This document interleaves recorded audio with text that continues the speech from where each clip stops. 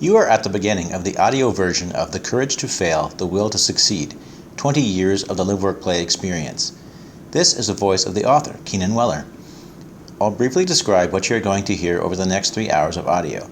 Most of the book features live recorded audio from Engines of Success, the LiveWorkPlay 20th Anniversary celebration of June 4, 2015. The live event includes a combination of LiveWorkPlay historical vignettes as described by our Master of Ceremonies, Derek Fage from Rogers Television in Ottawa, as well as award ceremonies and other presentations. Before and after the live event audio, you will hear the foreword to the book by Professor Al Condeluci, the introduction by yours truly, who will also read the afterword and appendices.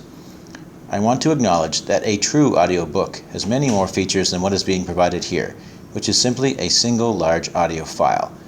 Resources for this publication were limited, and providing hard copy, digital, and audio versions, which although not fancy are fully functional, we have endeavored to make our book accessible to a wide audience without exceeding our resource capabilities. I hope that you will enjoy the book. Thank you so much for listening. Keenan Wellar, August 10th, 2015. Publication of this book was made possible with a generous contribution from the Dow Honda, Star Motors, and Canada Honda Annual Golf Tournament for LiveWorkPlay. The Courage to Fail, The Will to Succeed, 20 Years of the LiveWorkPlay Experience, 1995 to 2015. Author, Keenan G. Wellar, M.A. Foreword, Al Condeluci, Ph.D. Copyright 2015 by LiveWorkPlay. All rights reserved. This book or any portion thereof may not be reproduced or used in any manner whatsoever without the express written permission of the publisher, except for the use of brief quotations in a book review. Printed in Canada. First printing 2015. Photographs in this book, including those on the cover, have all been previously published on Facebook /LiveWorkPlayFans and or on the liveworkplay.ca website. See also important notes. Table of contents. You will hear a foreword by Al Condeluci, introduction by Keenan Wellar, and then we'll move to the live event. Opening ceremony and historical review 1995 to 2000 in the beginning. The introduction of Al Condeluci as our keynote speaker. Presentations from the Province of Ontario, City of Ottawa, and Community Living Ontario. Historical review 2000 to 2005 into the new millennium. Legacy Family Recognition Awards. Legacy Community Partner Awards. Historical Review 2005 to 2010, The Years of Change. Legacy Housing Awards and My Own Home Bursary Presentation. Legacy Employer Awards. Historical Review 2010 to 2015, The Years of Making It Happen. Legacy Volunteer and Mentor Awards. United Way Ottawa Community Builder Award. Founder Recognition, CTV Amazing People. Staff Team Recognition. Family Member and Supporters Recognition. Member Recognition.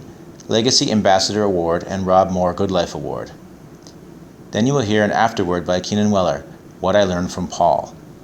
Followed by important notes, LiveWorkPlay Vision, Mission, and Values, LiveWorkPlay Theory of Change, LiveWorkPlay 101, Culture, Language, Terminology, and about the author and about LiveWorkPlay. Foreword by Al Condeluci. What we do with our lives does not determine whether we are a success or not. What determines whether we are a success is how we touch the lives of others. This quote by Albert Schweitzer is one of my favorites. In 2 quick sentences, he captures the essence of successful life, connection with other people. What swirls around this quote is that the material things that many people think are the signals of success are just that, things. And in the end, what constitutes a person's legacy is found in their relationships. And this is the hallmark of an organization like LiveWorkPlay and the passion of its founders, Julie Kingston and Keenan Wellar. From its inception in 1995 to its current activities today, LiveWorkPlay, the staff team, the volunteer board, members and partners know that what really matters in life is found in our alignment with other people. Social capital is the academic term that describes this incredibly good thing that happened inside us and around us in the process of building relationships. Sociologists have studied social capital and the results are irrefutable. The connections in our lives are the corpus of our healthfulness, happiness, and even our longevity in this world. Through our relationships, we learn, grow, develop, and succeed. We meet people who ultimately help us get jobs, homes, lifestyles, and identities. These social influences shape our attitudes, behaviors, and assumptions about the world. And it goes both ways. When we meet with and engage with people, we not only adjust, but the person we are with also adjusts. Sociologists call this macro change, and it can be applied to almost all major social movements throughout history. The acceptance of diversity is clearly linked to the social influences found in relationships, and there is no question that social capital is at the core of societal advancement. This returns us to the brilliance of the work that has been done by the people of Live, Work, Play. The founding and development of the organization clearly demonstrates the power of social capital. As Julie and Keenan developed the framework for their agency, they knew that life is holistic and that people cannot really exist in a vacuum or in the silos that typify human services. They knew instinctively that a good life is predicated on relationships. It cannot be parceled out like products. I believe this understanding is the key to the organization's success in building a passionate network of supporters. I'm proud to be a partner with Live, Work, Play and to be associated with leaders like Julie and Keenan. They know that a connection with others takes us deeper into our own souls. Through others, we get to know ourselves better. This deeper fulfillment is the fuel that helps us lead a better life, as it enlivens our understanding of what it means to be human. Live, Work, Play lives this every day, and therein makes its mark on its own community and those who choose to pay attention to its message and achievements. I'm Condeluci. Thanks. Introduction by Keenan Wellar. I've always wanted to record the history of Live, Work, Play, but the positive chaos that characterizes the organization's development over the past 20 years has always denied me the time. In the end, this account you are reading got completed not in spite of the chaos, but because of it. As our 20th anniversary in 2015 drew near, there was no question that a celebration would contribute to the community building that is at the heart of the loyalty and passion so many people have come to share for the organization. The celebration plan started out with a relatively simple agenda, but at the late juncture of the staff retreat of April 29th, somewhat predictably, a grander scheme began to develop. The early invitation response was indicating that we needed to worry about event capacity, and an extraordinary effort would be needed to ensure that all guests would experience a sense of appreciation and belonging. With the positive news that the event would be recorded by Rogers Television, we felt positive pressures to tighten up our event choreography and put on a great show that would meet the ever-increasing expectations for the evening. As a result, the speaking notes for our MC Derek Fage, host of the popular daytime show in Rogers, Ottawa, eventually reached 30 pages. It included a role for a bagpiper, a town crier, a rabbi, keynote speaker Condeluci, a historic photo slideshow with 300 images for pre- and after-party viewing, a 95-slide presentation with images and video in support of the live agenda, 2 presentations to Live, Work, Play by guests, 6 categories of Live, Work, Play award presentations to individuals and organizations, including 2 elaborate surprises, plus staff recognition, live tweeting support, photography, and of course 350 guests and a 4-course meal, all of which was to take place in about 3 hours. I almost forgot. The day of the event, I was on an all-day media tour with Condeluci that started at 9 a.m. and ended about 4 p.m.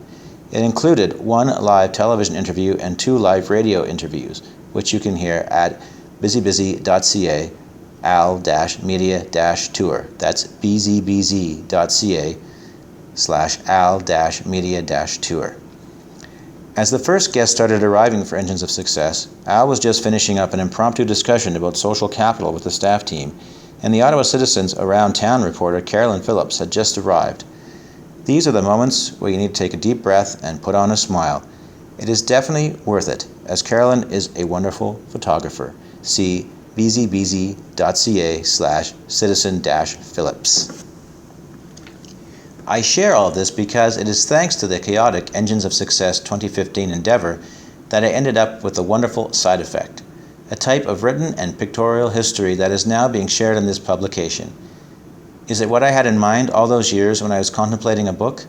Not at all, but it got done in its own way, with a result that is probably what is right for Live, Work, Play.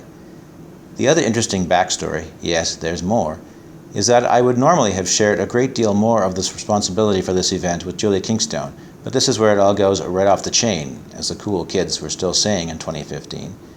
At the exact same time as we were building up to the event, Julie was coordinating our move from the old office on Michael Street to our new location at 2197 Riverside, double the size, and came with nothing but a raw floor plan. Julie was dealing with the phone, internet, flooring, and furniture people, not to mention a lot of direct physical work in moving boxes and bins.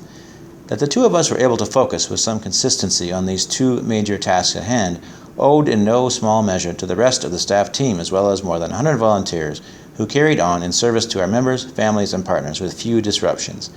That this was a relatively smooth process despite being without an office for several days was no small miracle. This is but one example of the team culture that has made the success of Live, Work, Play possible. As you will see as we work our way through the celebration agenda, the kindness and generosity of individuals and partner organizations over these past 2 decades completely dispels darker views about the future of community. It may be more about learning to ask in a different way, and that has certainly been a part of my own learning journey.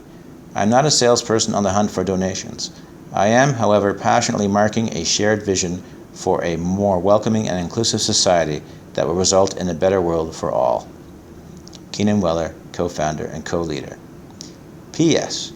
A note about the title of this book, The Courage to Fail, The Will to Succeed. This is intended to reflect the interdependence between the Live, Work, Play organization and the people who have placed their trust in our abilities. We have indeed taken risks as an agency, often resulting in disappointment or failure. From these struggles, we have learned, improved, and often succeeded. The same is true of the people we have had the privilege of supporting. We have needed the courage required to put our individual and collective professional reputations on the line. The people we support, and often their family members, have put their very lives in our hands. For every leap of faith required of them along the way, we are forever grateful.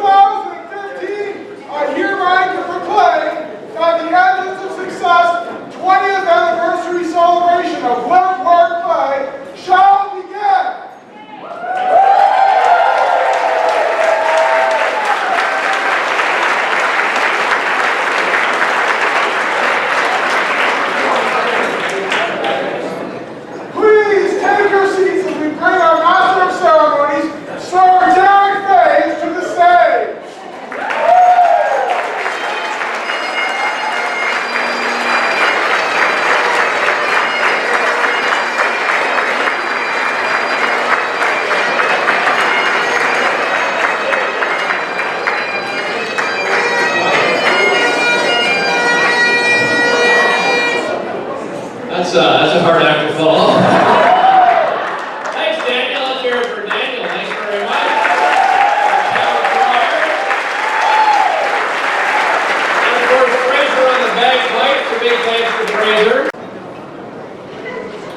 All right, before I bring our keynote speaker, Al, who I had the great opportunity to interview on the show today, what an inspirational man. He's a great speaker. You're absolutely going to love what he has to share with you this evening. We're going to jump right in with a trip down memory lane, as I mentioned earlier. I'm going to take you back to a time before many of you in this room even heard of LiveWorkPlay. Some of you, I'm embarrassed to say, probably weren't even born yet. That's how old Keenan and I are, and Julie, and the rest of the gang. Some of you may know the story, and others may not, but let's go back to the beginning and answer the question, how did LiveWorkPlay get started? You all know the organization was started by Julie Kingstone and Keenan Wellar, who serve as co-leaders of LiveWorkPlay, but how exactly and why exactly did that happen? I'll start with a brief video explanation of what is commonly known as the Keenan confusion. Okay, am I on? I'm pleased to hear Laurie's comments, because following Laurie, I was quite intimidated that perhaps my comments would not align with yours. Not a good place to be. But I think they do, and if I may be so bold, kind of the opposite side of a similar coin, which is my own personal stake in this. So I don't have a disability or disability label. So why am I here? And believe me, I'm honored to be included in this community, because it's actually kind of a unique space. And how I got here, basically in 1989, through sheer happenstance, I actually misread the wording on a job application. I did not know that a developmental challenge had to do with disabilities, apparently. It was actually my thinking that this was about perhaps people from economically disadvantaged homes. And I had some experience working in that community, so I applied for a position. And it was actually for working with people with intellectual and developmental disabilities. And as they proceeded through the job interview, and I realized I had no idea what they were talking about, and I got the job that way. It struck me that for 21 years of my life in this community, for some reason, I had never met a person with Down syndrome.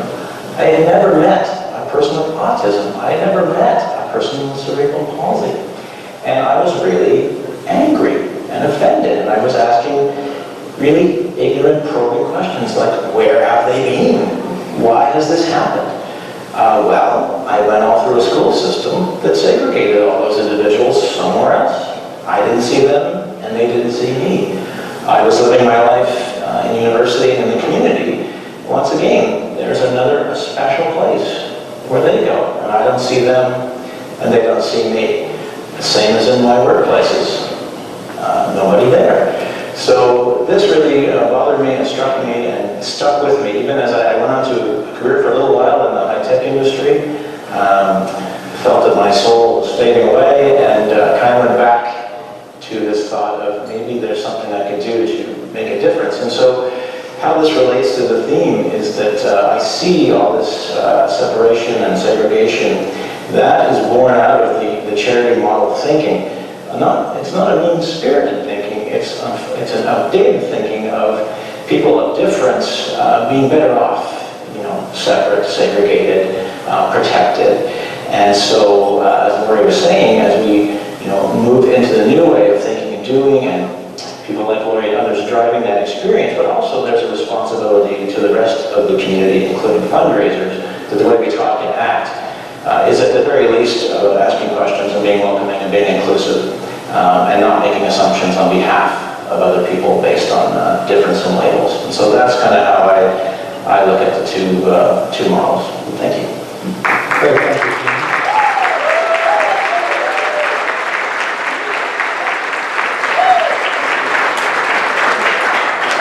Well, there you have it, folks. And I'll tell you, Keenan, we're certainly glad you made that mistake. And we forgive you.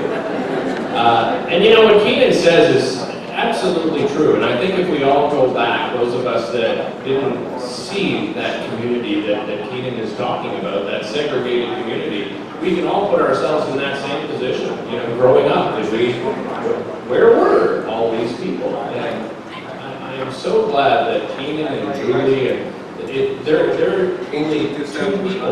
There's so many people that have come together over these 20 years that have made an incredible difference. And we're going to continue on and walk down memory lane and talk about one of those other incredible people. Julie took a different path, working her way up from a junior staff at Christie Lake Camp with one of her first mentors, Dr. Dan Ofer. Although not focused specifically on the lives of children and youth with intellectual disabilities, Dr. Ofer understood and championed the evidence-based belief in the importance of leveling the playing field for individuals who have disadvantages in the race of life. This meant reducing and eliminating barriers, rather than medicalizing children as problems to be corrected. In the meantime, Keenan's instincts about the importance of addressing the segregation of people from their own communities were reinforced by experiences with school boards, teacher education, and later as a project manager for a national special education initiative. These endeavors did not satisfy Keenan's need to address the need for a more inclusive community, but the answer of how to do that continued to elude him. Julie, too, was looking for answers and trying different paths on her life journey. She ran the gamut from youth mental health to palliative care and even instead studying occupational therapy. It turns out this involves touching a lot of strangers. Not in that way. Not in that way. That's not where I'm going with this. And the idea was quickly abandoned for other pursuits. There remained a place in her heart for the type of fulfillment she experienced at Christie Lake. At this point, Keenan and Julie shared very little in common. And the exception being a mutual friend, Kevin Brown, and his future wife, who are here tonight with us. I believe they are. Can they raise there? They are. Thanks for being here.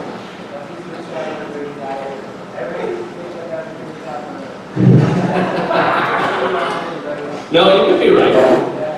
They ended up working together on small contracts with families and the Children's Aid Society supporting youth with intellectual disabilities to get out in the world and experience the Ottawa community. The pay was about $10 an hour, split between 2 people, and not including expenses. And there were a few times when they actually lost money on the deal. But they enjoyed it and believed they were making a difference, just not enough of a difference to feel satisfied. In 1995, they applied for a small grant from the Ontario Trillium Foundation. Their goals were modest: a telephone line, a computer, and small budget to host gatherings for individuals and families. When they had never heard back from Trillium, they were disappointed and a little offended that they did not at least get that phone call to say that we've turned you down. They didn't get that rejection letter. Thankfully, they took it upon themselves to call Toronto and make inquiries. It turned out that the proposal was so strong, Trillium staff had set it aside so they could recommend they reapply and ask for more money. And so that's exactly what they did. Armed with 3 years of startup funding for what was at the time known as the Special Needs Network, the journey went public in 1997 with the opening of the first headquarters in an old classroom at the Bronson Center. There were about 11 people in attendance at those early meetings, but some of them, like Pat McBride and Elaine Murphy, well, they never left. With startup funding winding down, they worked to diversify sources with the Community Foundation of Ottawa grants and Community Living Ontario, It Takes a Village project. Funding for the launch of SMILE, Skills and More for Independent Living and Employment, and they established the Network 303 evening and weekend social programs, along with the ACES and WowWee summer program. I wish I was a part of that. I didn't call it WowWee. It's right up my alley. Yes, the first 5 years involved a lot of acronyms. They love their acronyms. It also involved some wonderful staff members and volunteers. Celebrated former staff from this era include Jesse Westman, Elaine Kerr, Ryan Charbonneau, and Jennifer Roberts. The list also includes current staff member Daniel Harris. Some of the early board members included Mark Schwartz, Holly Pierce, Christina Norris, Mary Stanfield, and Dave Kingstone.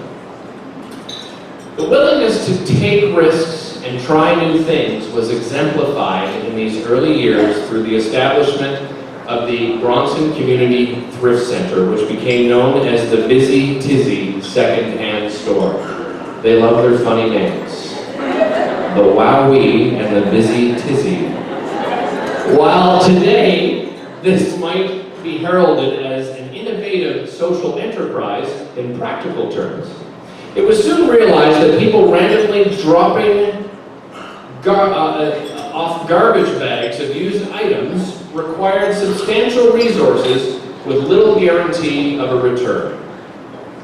Other innovative fundraisers of this time included participation in the Great Glebe garage sales, and also saw the introduction of the monthly family brunch events, a legacy that continues to this day with the family feast events in September, December, and March. The Harris family started the June pool party and barbecue that has also continued and has never been canceled in 17 years. It's the beauty of a pool party. Doesn't matter if it's raining, you're in a pool. Some of the most difficult days of Live, Work, Play came in 1999. Our Trillion grant was over, and thanks to issues with HRDC funding projects in Eastern Canada, HRDC funding was frozen for the entire country, including Live, Work, Play. There were conversations about whether or not the organization could continue, and there was no money to pay salaries. The crisis ended, but as the first 5 years were coming to an end, big changes and lots of good news was just around the corner for 2000 to 2005. Now that we've gone back to the beginning and are just about to enter the new millennium, we'll pause here so I can introduce to you our keynote speaker. This author, speaker, teacher, and mentor is a leading voice for inclusive communities in 2015, but it's a message he has been covering for over 30 years. We all know that change is difficult, but social change takes a long time. With his relentless publishing, training, seminars, speaking engagement, and these days even a series of YouTube videos, Al Condeluci is being heard around the world, and our communities are much better off for it. In fact, Al did not take a minute to rest today. He made use of his time in Ottawa for appearances on Rogers Daytime, which I hear is a pretty good show, CFRA, and CBC Radio, and a discussion with the Live, Work, Play staff team. Al Condeluci is CEO of Community Living and Support Services, also known as CLASS, a community-based support system in Pittsburgh, Pennsylvania. He holds an MSW and PhD from the University of Pittsburgh, where he is on faculty in the School of Health and Rehabilitation Sciences and the School of Social Work. He has authored 7 books, including the brand new Macro Change Handbook. It's all about social capital. So please join me now in demonstrating our appreciation for Al coming all the way here from Pittsburgh, Pennsylvania. Ladies and gentlemen, Al Condeluci. Come on up here, Al.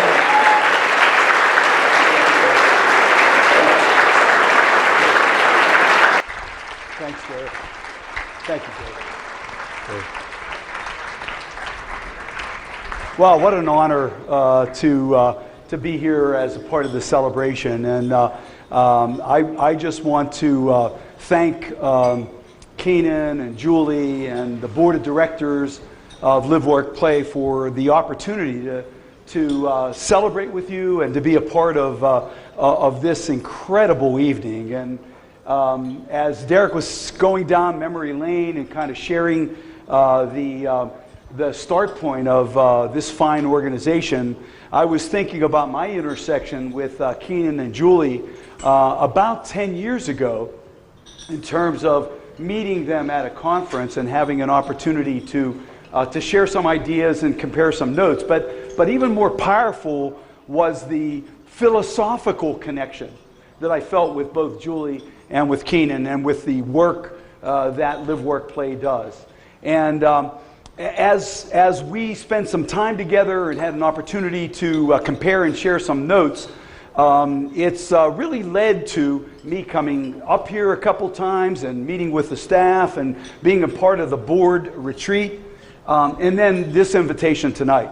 And so tonight I wanted to share with you a little bit of the philosophy that really drives, I believe, the work we need to do, and not just with Live, Work, Play's involvement, but really within the entire disability community in the world, not just in Canada or the United States or North America, but around the world, because we are at a really important juncture. And so I wanted to just share some thoughts with you about this idea of how do we help people build full and inclusive relationships. And it really starts with my own relationship with my cousin Carrie. It's a picture of my cousin Carrie. We grew up together. We were age contemporaries, and we grew up together on Condeluci Hill in Pittsburgh, which was where my family lived. And there were 8 Condeluci families who grew up, who were living on the hill, and Carrie and I lived right beside each other. And so we shared these very early experiences of brotherhood, sisterhood. And Carrie and I were really inseparable. We were exactly the same age. We went and did everything together until I went off to school, and Carrie didn't go to school. And I remember asking my mama about that, and my mama said, "Honey, Carrie's different." And I didn't understand that. I mean, I never saw Carrie as different, and certainly on Condeluci Hill, Carrie was just a natural part of who we were as a family. But Carrie was perceived to be different. My mom said that she really couldn't learn, and so therefore she didn't have to go to school. So I was a little curious about that, and I said, "You mean, what makes her different, Mama?" And my mom says, "Well, she has Down syndrome. And so she really is different from all the other kids in school. Consequently, she doesn't have to go to school." So I said, "Mommy, you mean to tell me if you have Down syndrome, you don't have to go to school?" And my mom says, "Yeah." And I said, "How can I get Down syndrome so I don't have to go to school either?" But in reality, it was really a very early introduction, a very, very, I want to say, simple introduction to who's valued in community and who's not, and why some people are not valued. And so as we got a little bit older, Carrie and I, we began to go off the hill for social events and football games and, festivals in community. And I began to experience another sense of devaluation in terms of how Carrie was treated. People would make fun of her. People would disregard her. They would play jokes on her. And maybe most powerful, people didn't even acknowledge her as a person.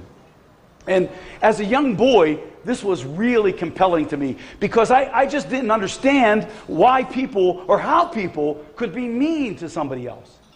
And so I knew that this is what I wanted to do. I wanted to help Carrie and people like Carrie be valued in community. And so I talked to my counselors and I said, I want to help people like Carrie. And my counselor said, "Well, Al, you have to understand that Carrie is different. And different people need to be supported in programs. And so you have to go to college to understand those differences." And what did I know? I was the first Condeluci to go to college. So I thought, well, okay, maybe this is accurate. Maybe I do have to understand Carrie's difference. And this idea of difference is really powerful in our society because oftentimes when we perceive somebody to be different from us, we back away from them. We are suspicious of them.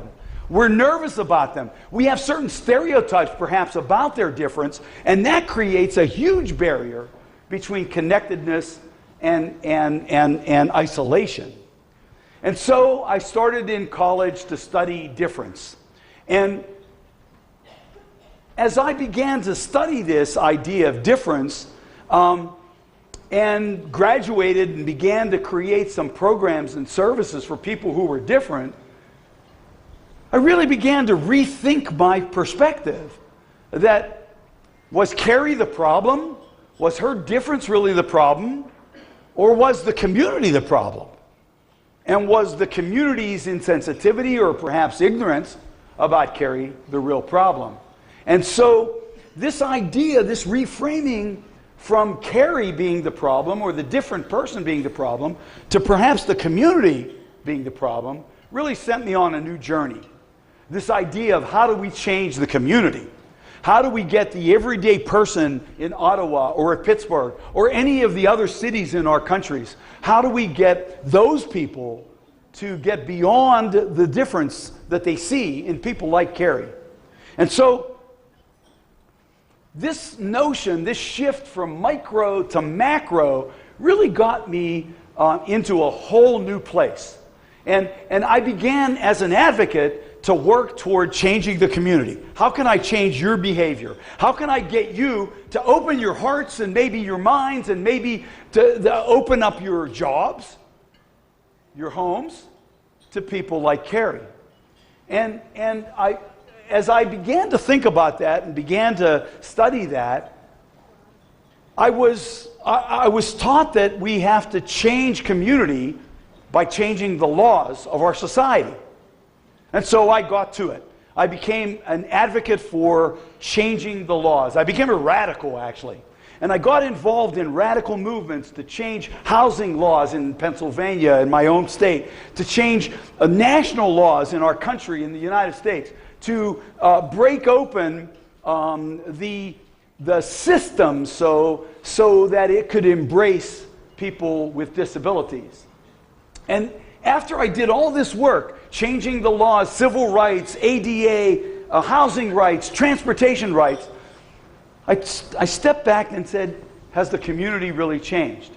And what I began to discover is that actually trying to force the community to change is not, it doesn't create culture change. Trying to force you to change, if I grabbed you by the lapels and said, change your perspective toward my cousin Carrie, see her vision, see her value, that doesn't necessarily make you change. And so I went back to school, I began to think this out, and I began to reshift. Because clearly, the more laws sometimes that we have in our society, the less justice that we sometimes see. And so this got me into this whole new perspective. How can we change the community, not through legislation or policy, but through relationships? This led me to the construct of social capital. Social capital sounds like a big concept, but all that it means is that our relationships matter, and that you and I are influenced by the people that we build relationships around us. And so, as I began to study social capital academically, went back to school, got my PhD, studied this, began teaching it at the university, I began to learn some lessons that I want to quickly share with you this evening about this notion of social capital. Because herein, I think, lies the core of an organization like Live, Work, Play. What we're about here with Live, Work, Play is not necessarily to hold our fists up and to somehow, some way demand that society change, but through one person at a time, building relationships, and our staff at Live, Work, Play reaching out and creating bridges to community, we can change the world. Let me just kind of share with you that social capital as a construct is really about our friendships and the networks that we have in our lives. And these networks are incredibly valuable to us. That every one of us in this room, if we perceive ourselves to be successful, is not because we're so smart or cool or good looking or, I don't know, functional or dexterous. The reason why we're successful in our lives is because of the other people around us.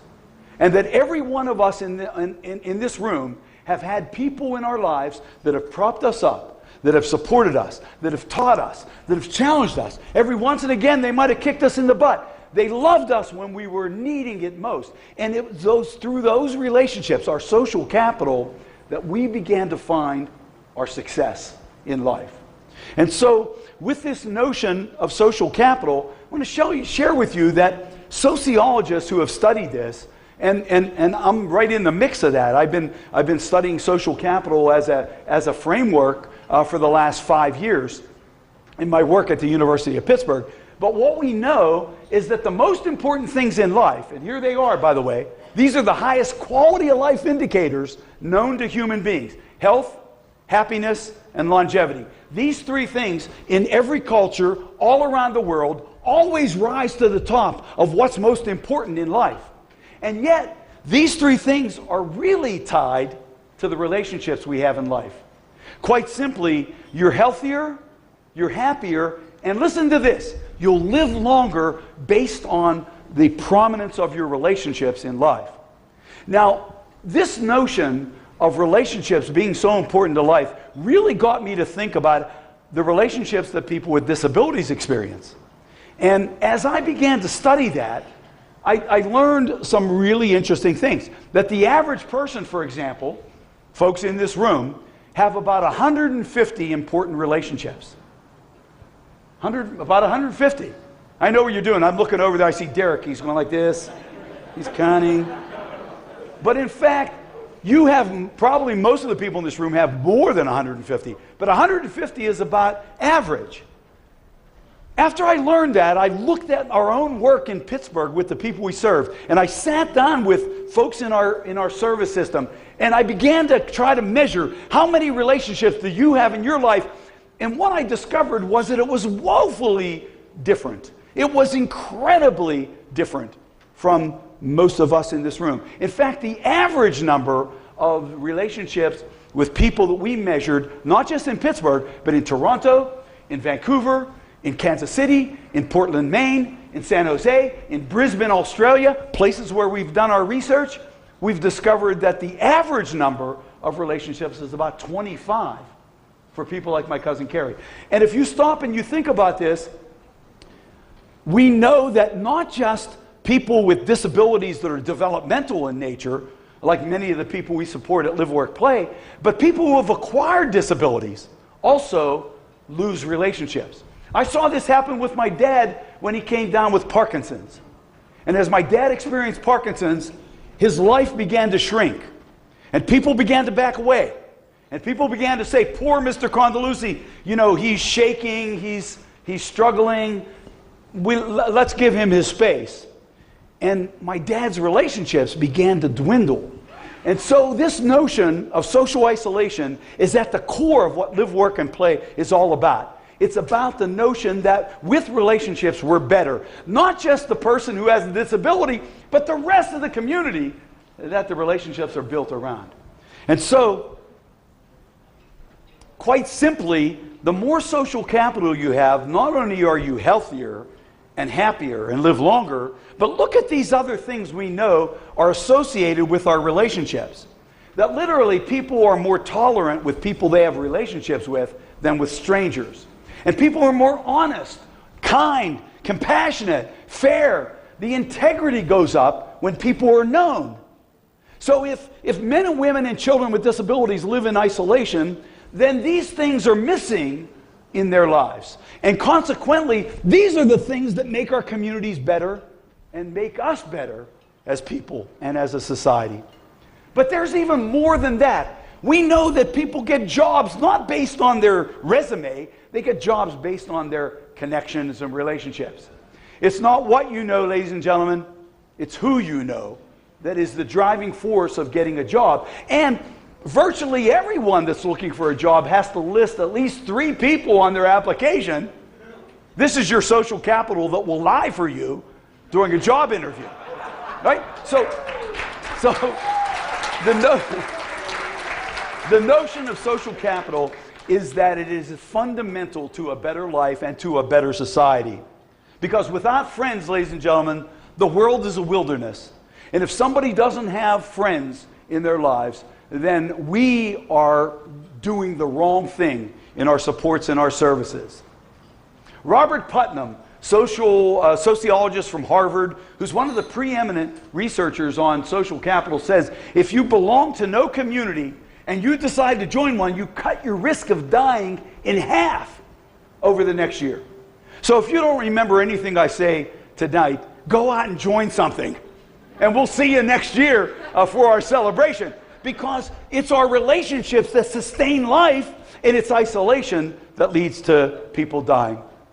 So, how do we develop social capital? As you know, tonight I had a wonderful opportunity to meet some of the newer staff at LiveWorkPlay. These are fine people, really, really passionate, dedicated people. And we talked about two ingredients to relationships: similarity and regularity.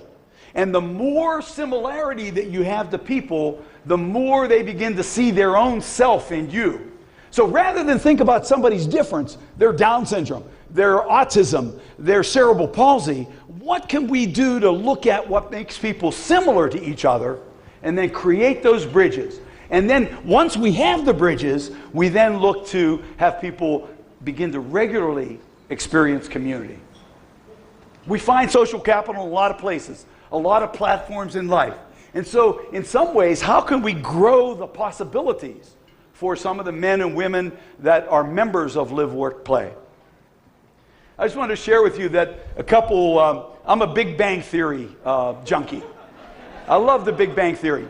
And I want to just show you that one of the episodes on the Big Bang Theory dealt with friendship. And if you know the story of the Big Bang Theory, there are 4 incredibly intelligent scientists, all who struggle socially to build relationships. And the lead character in the storyline, Sheldon Cooper, figured out that he needed more friends. As he looked at his life, he only had 3.5 friends. And he figured he needed more friends. So as a scientist, he looked at how can I develop friendships. And he went to a bookstore and he got a children's book about friendships. The book was called Stu the Cockatoo is New at the Zoo. And so he read the book and he distilled all the constructs and he created an algorithm for friendship. And in some ways, as silly as this is, there is an algorithm for friendship. And it's an algorithm that every one of us in this room have experienced somehow, some way in our lives. That all of our friendships really start first with our similarity. But it's not just the similarity, it's where do other people who share that similarity gather. I mean, we look around this room, 350 people who have come together, and we have one similarity that bonds every one of us in this room, right? We care about a more inclusive community. We all want to see a better Ottawa. We all want a place where people can thrive, and not just thrive, but be celebrated. And so this notion of creating these bridges of affinity lead us to the point of where do other people celebrate what we celebrate. And then what's expected of people, and then finally gatekeepers. Gatekeepers are critical to community building. These are the men and women that open up the gates and welcome new people in. In many ways, we hope every one of you tonight continue to be gatekeepers in your world. And as you open up the gates so that people who have been left behind can cross over that bridge and come in, you will do more to change community and to change society than you know. So, in many ways, we need to talk about this and continue this discussion with our board of directors, with each other, with our staff, with our families, as we continue to push this forward. Because the magic of social capital is when similarities override differences. When people saw my cousin Carrie's similarities, her differences really didn't matter anymore. And so, connection with people takes us deeper into our own souls, ladies and gentlemen. And that's true for every one of us in this room. This is not for people with disabilities. It's for all of us. Because through others, we get to know ourselves better. This deeper fulfillment is the fuel that helps us lead a better life. And it enlivens our humanness. Our humanness. It enlivens it. So connect with people and do it often. Because our lives are really measured not so much in the titles we hold or the degrees we have or the money we make. It's really measured in how we touch the lives of other people. And I just want to finish this talk with a story about an experience I had with my dad. When my dad was toward the end of his experience with Parkinson's, this was about 2 weeks before he died, he was in need of almost full attendant care and full support. And so my brother Dave and I began to do full-time attendant care for our dad. And we took turns, and my brother Dave took 1 week, I took another week. And one night I was giving my dad a bath. This was about 2 weeks before he passed. And I was washing him in the tub, and my dad started to cry. And I was really taken aback by that. I had seen my dad cry before. My dad has been my hero, my mentor. And I had seen him cry, but usually when he cried, it was always tears of joy. Somebody getting married, a new baby happening, a good thing happening in our family. And here he was. This was a different set of tears. And I didn't know how to handle it. I said, "Dad, there's no crying in the bathtub." I made a joke, right? And my dad said, "I didn't want this for you." And I said, "What?" He said, "I didn't want you to have to take care of me." And I said, "Dad, this is the circle of life, is it not?" I said, "You took care of me when I was a baby and when I was young.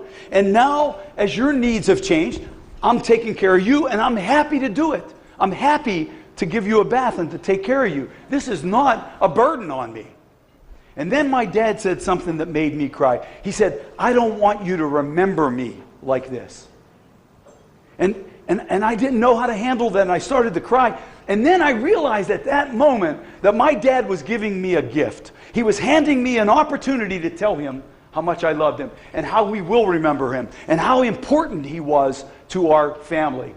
Because, ladies and gentlemen, at the end of all of our roads, the most important thing that we're going to be remembered for, or the most important thing we are going to remember, is how we touch the lives of other people. And so I really want to thank you for coming out tonight and for being a part of this celebration and showing your support, not only for Live, Work, and Play, but for the philosophy, the agenda, and the goal of a full and inclusive community. Thank you so much. God bless you. Let's have a great night. Thank you. Thank you.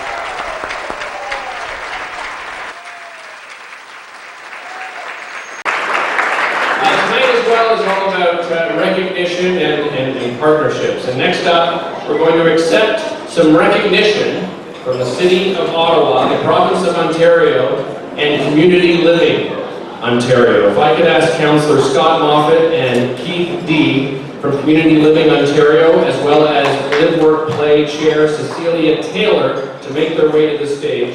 Please, that would be great. Our local provincial government representatives are out of town today, but we are pleased to have MPP Madeleine Mayer join us in a video. Let's have a look at the video. Good evening, ladies and gentlemen. Bonsoir, mesdames et messieurs. I am Madeleine Mayer, MPP for Ottawa Venue. I became involved with LiveWorkPlay shortly after being elected to provincial parliament in 2003. At that time, as the Minister of Culture, I helped launch the On My Own Together housing project, supported by the Ontario Trillium Foundation. Later, as Minister of Community and Social Services, I joined Live, Work, Play in celebrating the closure of government-operated facilities for adults with a developmental disability. Au fil des ans, j'ai eu le plaisir d'assister à plusieurs de vos événements et de célébrer vos nombreux succès. I have followed your progress in supporting people with intellectual disabilities to live in home of their own, obtain competitive employment, and make friends so they can share the enjoyment of our beautiful city with others. Vous démontrez qu'une petite organisation avec de grandes idées et beaucoup de dévouement peuvent faire toute une différence. I want to congratulate you on the occasion of your 20th anniversary, and I wish you all the best for the next 20 years and beyond. Bonne chance.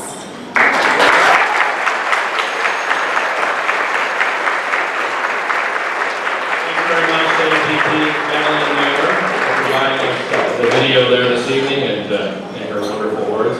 Next up, we have a certificate from Mayor Jim Watson with the City of Ottawa, represented by Councillor Scott Moffat. Councillor Moffat is a common visitor to Live, Work, Play events and perhaps best known for his contribution and participation in our golf tournament.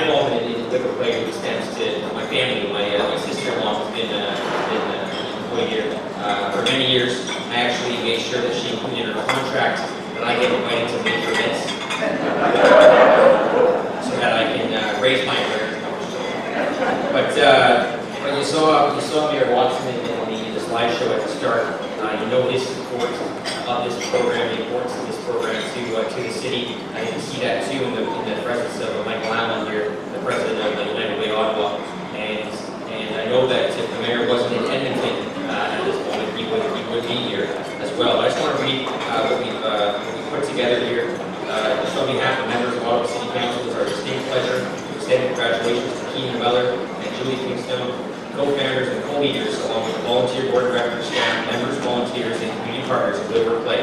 In recognition of the celebration of its 20th anniversary, serving persons with intellectual disabilities in the community. Founded in 1995, LiveWorkPlay distinguished itself as a community-based charitable organization dedicated to supporting the community and welcoming people with intellectual disabilities to live, work, and play as valued citizens. LiveWorkPlay also merits praise for its advocacy role in helping to remove barriers to community inclusion for intellectual challenged citizens and providing supports to allow them to lead a fulfilling and rewarding life in their community. We offer our best wishes to all those associated with LiveWorkPlay and continued success with their benevolent mission. Signed these dates by myself and Mayor Jim Watson.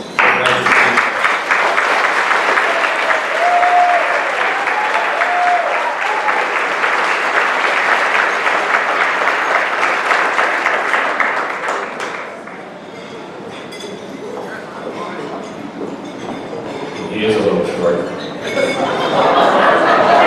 He made the joke! It's a follow-up!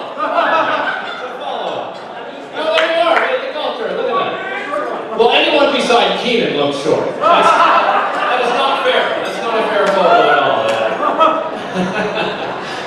And now Keith D., Director of Membership from Community Living Ontario. On an official basis, LiveWorkPlay became an affiliate member in 2008, and we're actually sharing many. Am I reading your stuff here? Okay, all right. I just thought maybe I'm on the wrong page here. Actually shared many moments with Keith at LiveWorkPlay, but in lieu of a photo of him, we thought he'd enjoy this wonderful moment from 2009 when LiveWorkPlay member Warren Murphy congratulated Bert and Albert for their success from moving out of the institution in Aurelia to a home in the community.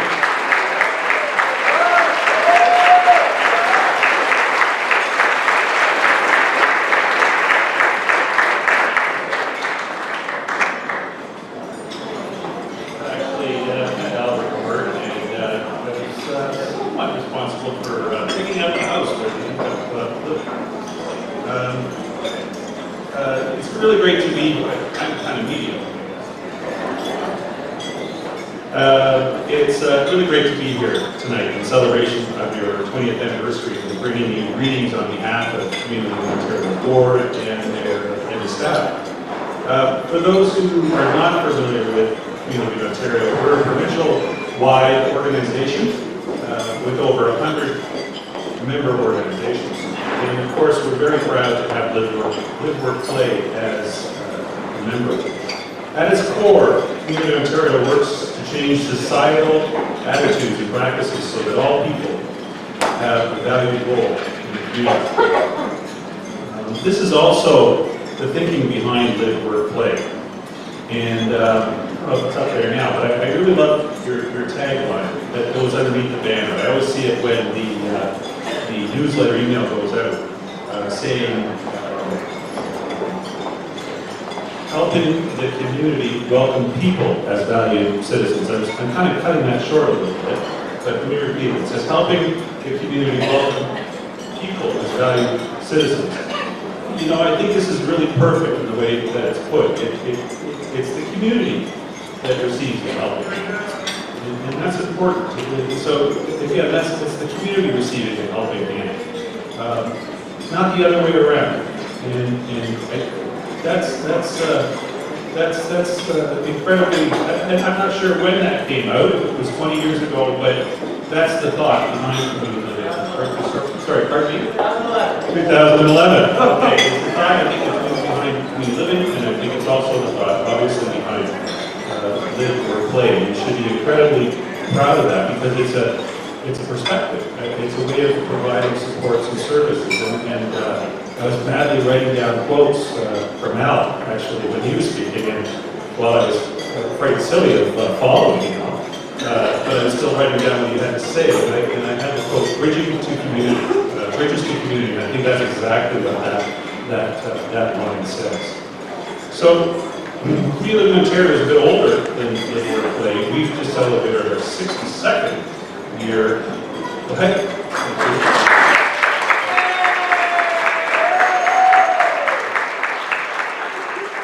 I haven't been around for all those 62 years, but like you, we are very proud of the strides that we've taken alongside our members in building a more inclusive society. Over the years, we've achieved significant accomplishments such as helping closing residential institutions, the inclusion of children in neighborhood schools, and the development of inclusive community resources. But we know that's just the start. There's so much more to do. In the 20 years LiveWorkPlay has been in existence, we've contributed significantly towards our collective vision. Through the work we do on a day-to-day basis, you truly have made a vision a reality for countless individuals and families. Through your actions, you have demonstrated that each person has value, that each person is respected, and that each person has rights as a full and contributing citizen of Canada. And I really do think that's pretty cool in terms of being, providing those supports and services in the shadow of Parliament Hill. And I really do think, I hope, anyways, that influences in some way. I'm sure it does. At the provincial level, we continue to support your efforts by advocating for social change, to protect and defend human rights, to access inclusive education, inclusive education, to attain employment opportunities, and to help create communities that are welcoming. Your creativity, diligence, and tireless efforts over the past 20 years have made a huge difference. In fact, I followed LiveWorkPlay fairly closely through your newsletter, which I was commenting on earlier, and through Keenan's various communication methods, including the executive director email lists. And I believe it's safe to say that LiveWorkPlay is at the forefront of the inclusion movement and serves as an inspiration to many. I know that through our ongoing work together, we will continue to make a real difference in the lives of people and their families. So I want to thank you for providing the opportunity to be here today, or tonight, and thank you for your commitment to our shared vision. And now I'd like to, in celebration of your 20th anniversary, I'd like to give you the certificate.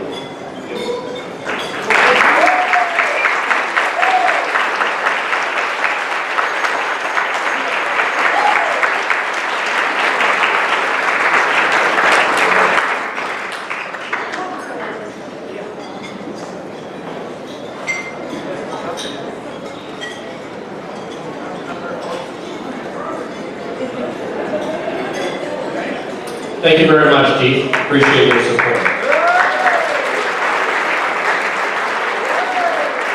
All right. There's more, folks. Yeah. Next up on our agenda, I'm going to take you back to the start of the new millennium. It's the year 2000. And Live, Work, Play New Year's Eve party in the penthouse of the old Crown Plaza Hotel is carried on as usual. And despite some blown fuses, I'm sure there's some stories behind that one, the world has not come to an end. But big changes are right around the corner. The SMILE program is generating a lot of attention, including attracting interest from the Ministry of Community and Social Services, which invites a funding proposal. The proposal is successful, generating the organization's first ever annualized budget, providing the organization the stability to continue its operations and at the same time continue its tradition of innovation and taking risks. At this time, we not only had the official unveiling of the name Live, Work, Play, but also the Bumblebee logo. And poor Keenan, he tried to get a yellow vest, but he could only find a white one. It was tough. And he's going to order it for the 25th, I think. A long story short, the logo came from the uniforms of staff at, of course, Busy Tizzy, I mentioned earlier. And the new name, which replaced the old Special Needs Network, came as a result of months of deliberations in the boardroom and ultimately a vote with 95% of the membership in favor. It was a great decision. Some 15 years later, that's a great name is common feedback we receive often, and it has helped represent the organization and its mission very well. The Celebrating Productive Living event was launched as a combination fundraising auction and community recognition event. This was later split into two events, Recipe for Success and Engines of Success. And for all you Live, Work, Play history buffs out there, please note that next year we will go back to the future with a new Engines of Success that will once again reunite both celebrations in one exciting evening. I feel like using movie voice for that. In one exciting evening. I plan to be back, and I will certainly invite my good friend Sandy Sharkey to come on back too, because we always enjoy that. Yeah, we love Sandy. Sandy's a great supporter of Live, Work, Play as well over the years. Some of the most exciting undertakings of 2000 to 2005, including the Against the Grain Woodworking and Sign Making Shop. There is Dale, with fearless leader Dale Kerr. There he is in the photo. Nobody lost any limbs or digits, thankfully, and much was learned about how to better support our members and to find and keep jobs in the community. Dale and his wife and former staff member Elaine Kerr were to join us tonight, but unfortunately Dale's father passed away and they were unable to attend. So our condolences to their family from all of us here at Live, Work, Play. We're looking forward, though, to seeing everyone at a future event. This era is perhaps most remembered for the On My Own Together projects at Carleton University in the summers of 2003 and 2004. And I can hear people pointing and having recognition of this.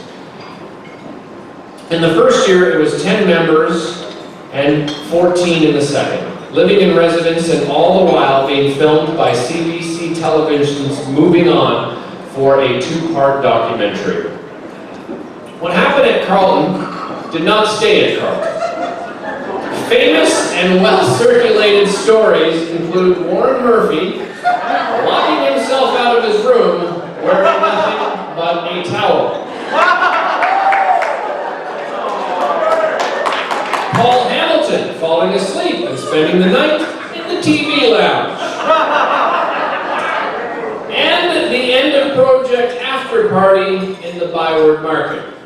The have to talk to Ryan McBride if you want to know more about that situation. We're not sharing any of this, so talk to Ryan. We'll end this section of our trip down memory lane with the year 2005, which was our 10th anniversary. The anniversary celebration, hosted in the train yard exhibit of the Museum of Science and Technology, was the occasion for the first Engines of Success, an enduring legacy that we enjoy together here tonight. Another 2005 legacy was the establishment of Live, Work, Play Travel, which included a trip to Montreal and a camping adventure to Bonnechere Provincial Park. Memories include, and I apologize if I messed up anyone's name this evening because this could be the first, Mora Fuenzalida, and thank you, I'll be here all night, try to be on. And Caroline Matt tipping out of a canoe in a swamp. And Paul's back in the news again, Paul Hamilton's pyrotechnics. No one was injured, I don't think, but I don't have the full story on that. Support for travel is perhaps one of the finest examples of Live, Work, Play, risk-reward leadership. Despite the expressed concerns of many, it was established early on that members would manage their own travel documents and their own money. With an average of 3 trips a year over the ensuing 15 years, with about 40 people traveling each year, to date there has not been one lost passport. It deserves a round of applause.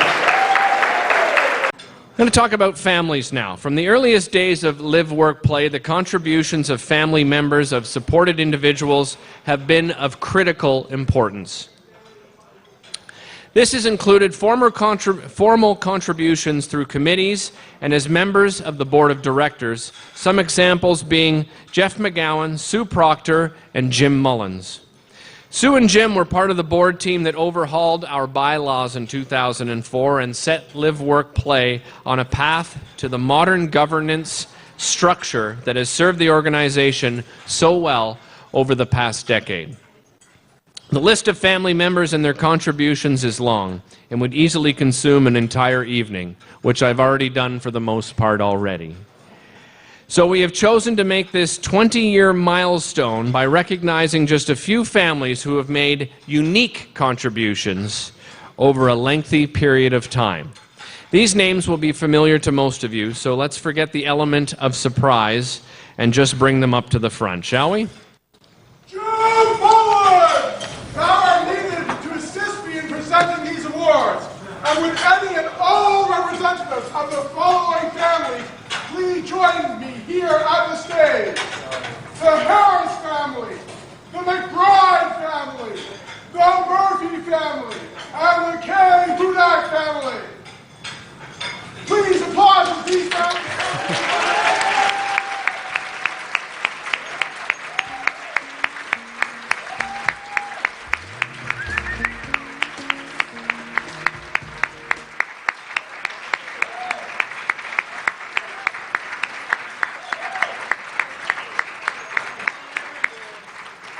Let me tell you a little bit about these families as they stand up here and we can get some photos perhaps. Bride and Murphy families are best described as founding families. They're not the only ones, of course, but just great examples.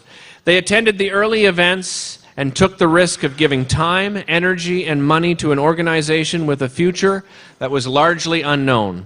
Elaine Murphy and Pat McBride were prominent figures who, along with their children Ian, Warren, and Ryan, attended everything from family brunches to visioning days, often asking hard questions, but always fiercely supportive and passionate about future success.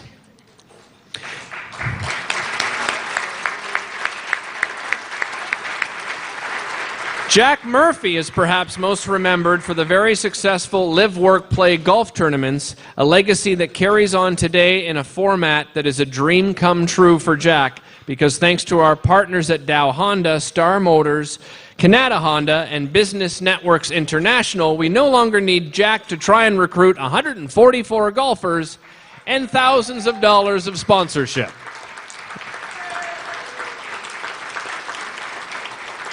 Although often lurking at the back of the room with Jack, Mike McBride also found time from his busy schedule with the fire department to be present at events during the organization's growing period and beyond.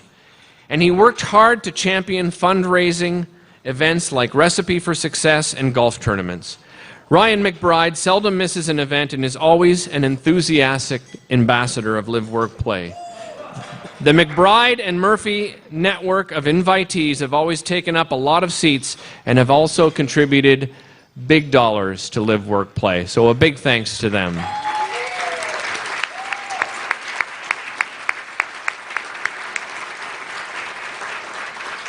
David Kay and Constance Hudak have been major auction contributors over the years as both sponsors and bidders, but are also on the constant lookout for opportunities to leverage dollars and influence, such as grants from the Realtors Care Foundation. We must not neglect to mention their annual invitation to enjoy the use of their cottage, and with the help from their son Peter, serve up both food and boat rides. And of course, there is a legacy of shared sponsorship of the popular My Own Home Recognition Awards and their steady presence at events along with their son Peter. How about a big round of applause for the Kay and Hudak family?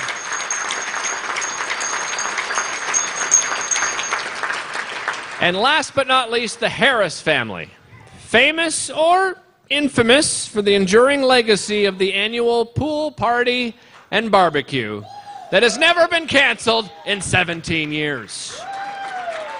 From broken diving boards to videotaping of unwanted cannonball soakers, the pool party is surely one of the greatest Live, Work, Play traditions. Like the rest of the family members sharing the stage, the Harris clan of Betty, Ivan, their daughter Jennifer, and their son Daniel have been omnipresent at the annual New Year's Eve parties and often contribute photographic evidence of a good time had by all. I want to be invited to this party this year. Ladies and gentlemen, please join me in congratulating our Engines of Success 20th anniversary edition of the Family Legacy members.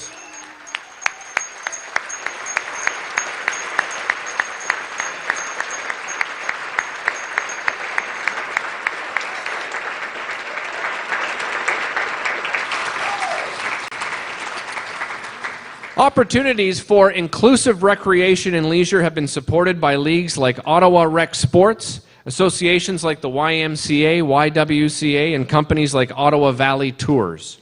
We have worked with accessibility advocates at the City of Ottawa in support of the community bus pass and more inclusive policies at recreation facilities. Tonight we will single out 3 community partners that have both a long and comprehensive history with Live, Work, Play that has impacted on our organization and helped change the lives of our members and their families. Would Cecilia Taylor please come forward to present these awards, Cecilia? Also like to call on representatives from the United Way Ottawa, Meals on Wheels, and St. Anthony's Banquet Hall. Please make your way to the front. How about a big round of applause for all of those guys? Been fabulous.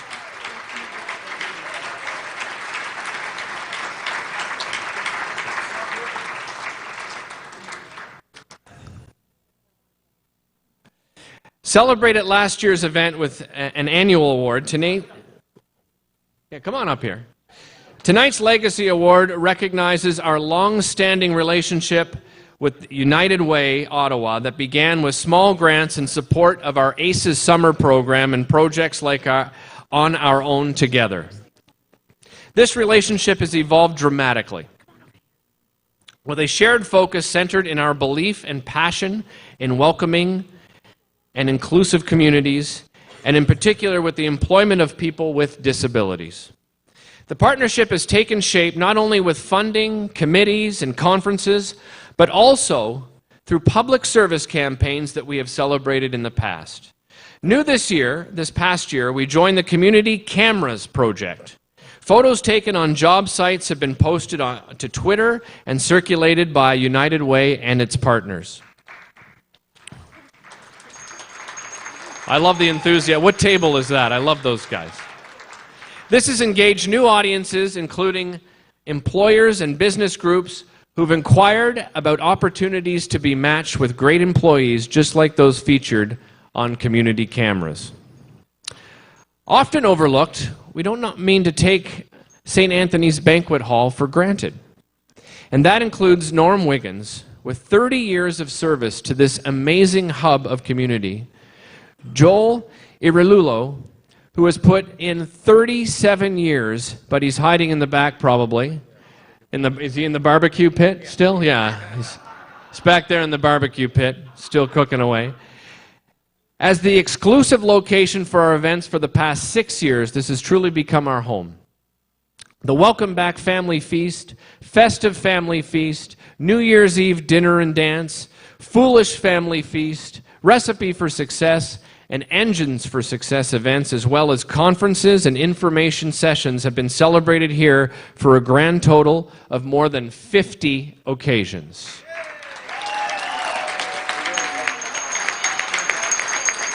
The friendly staff, great prices, and most importantly, the delicious food is sure to keep us coming back for many more years to come. So a big thanks to them. Always a pleasure coming here. Last but not least, our first, oldest, and most enduring community partner, Meals on Wheels Ottawa. When Live Work Play began exploring volunteers' opportunities for its members back in the 1990s, we often ran into roadblocks. But Meals on Wheels said yes, with friendly faces like former staff Rosa Venuta, who is here tonight. Thanks for being here, Rosa. For many years, Live Work Play staff were the drivers. About 7 years ago, when we asked Meals on Wheels Ottawa if we could come together and work together to make a transition to match our members with drivers from the community, they said yes. Delivering Meals on Wheels has impacted Live Work Play members in the same way as it has impacted other citizens in our community. They enjoy the time spent with others, and they enjoy giving back to others and making a difference in their community. Ladies and gentlemen, please join me in congratulating our Legacy Community Partner Award recipients.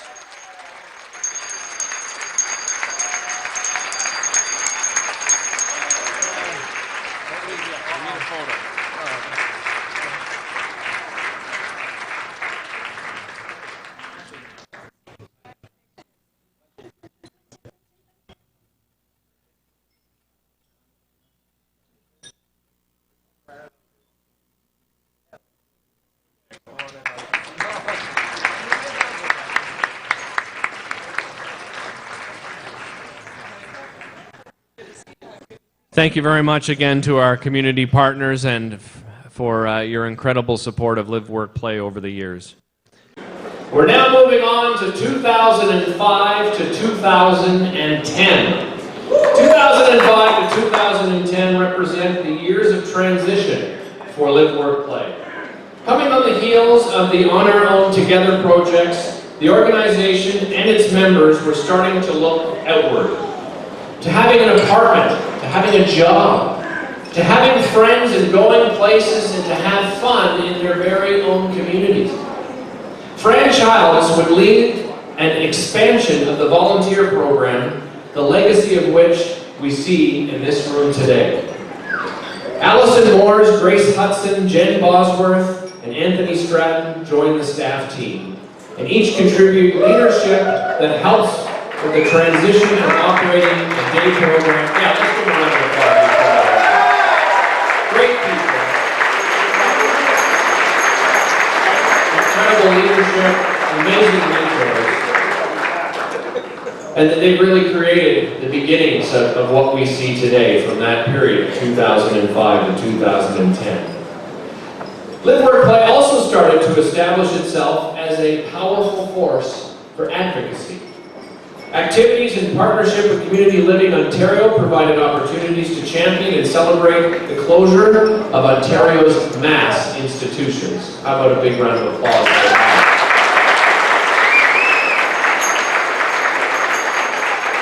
We became engaged in the United Nations Declaration on the Rights of Persons with Disabilities.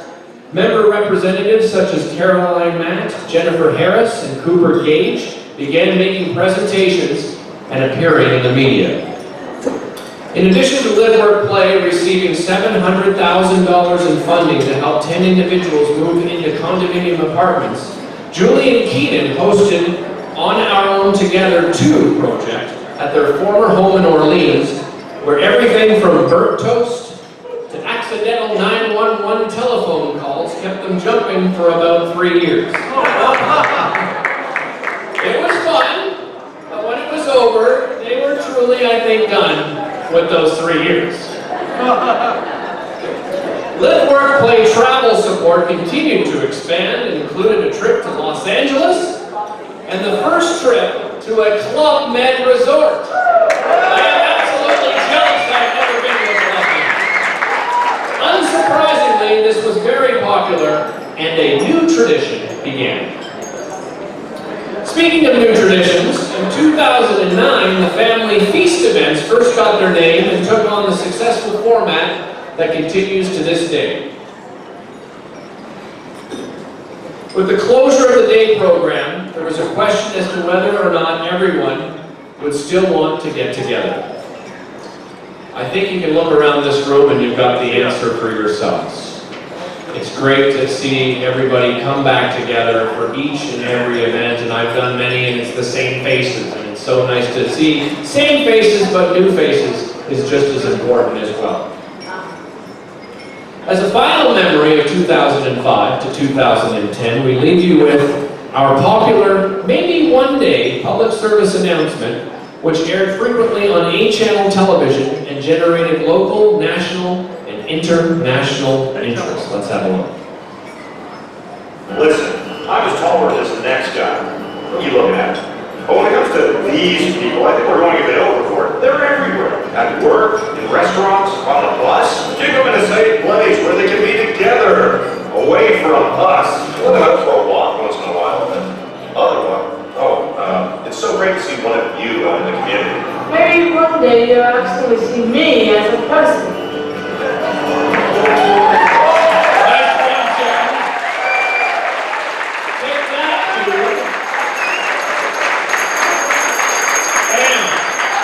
The ultimate outgrowth of the On Our Own Together projects was the establishment of partnerships with exemplary nonprofit housing providers. We are looking forward to working with the Multi-Faith Housing Initiative on their upcoming project in Barrhaven, and tonight we are celebrating 2 of our existing nonprofit housing partners.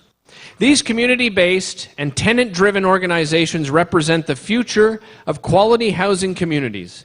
They cherish and welcome all forms of diversity, including people with intellectual disabilities. Brian Nevitt and Martin Couture, ye are needed at the front to assist me in presenting these awards. Representatives from Centertown Citizens Ottawa Corporation and the Keenan Housing, please make your way to the stage.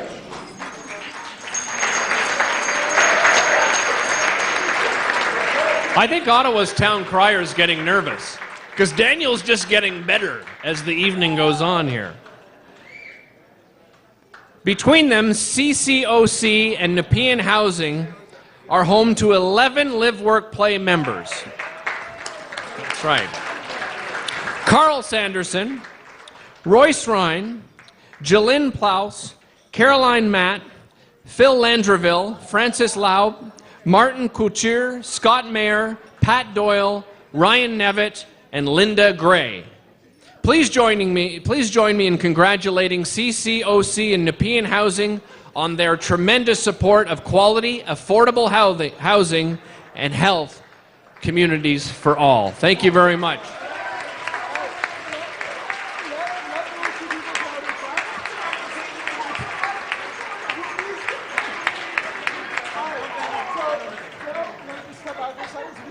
These 2 people need to be in front here.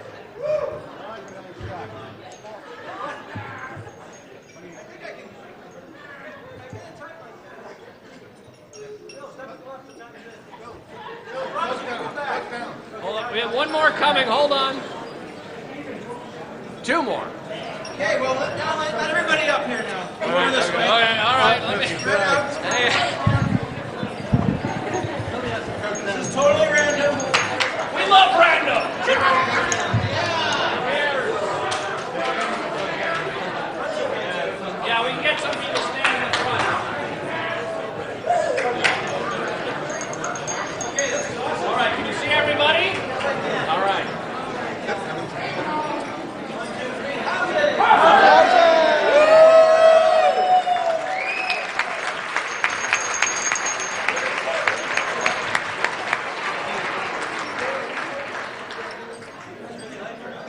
Watch your step, guys.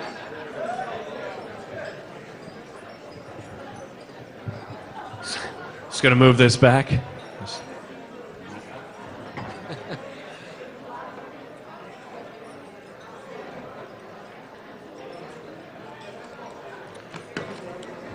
I love the spontaneity. Thanks for that, everybody. Thanks for coming up. That was great. All right, sticking with housing for the moment, another great live, work, play tradition is the awarding of the annual My Home Bursary, a $200 grant from Wellar Consulting and David K. Keller Williams Realty. The award assists Live, Work, Play members who have moved for the first time to a home of their own. There are no strings attached. It's just $200 to spend as you wish. It won't cost them too much this year, but we do have 2 new My Home recipients. However, it should be noted that since the establishment of the My Own Home Bursary just 8 years ago, an incredible 41 individuals supported by Live, Work, Play have now moved to homes on their own in the community and received the My Own Home Bursary. Nice!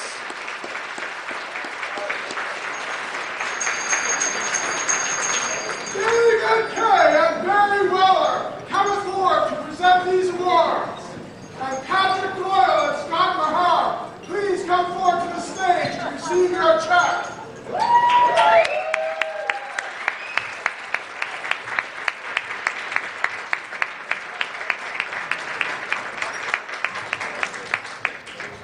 How about a round of applause for our town crier, Daniel? He's doing a great job. Thank you, Daniel.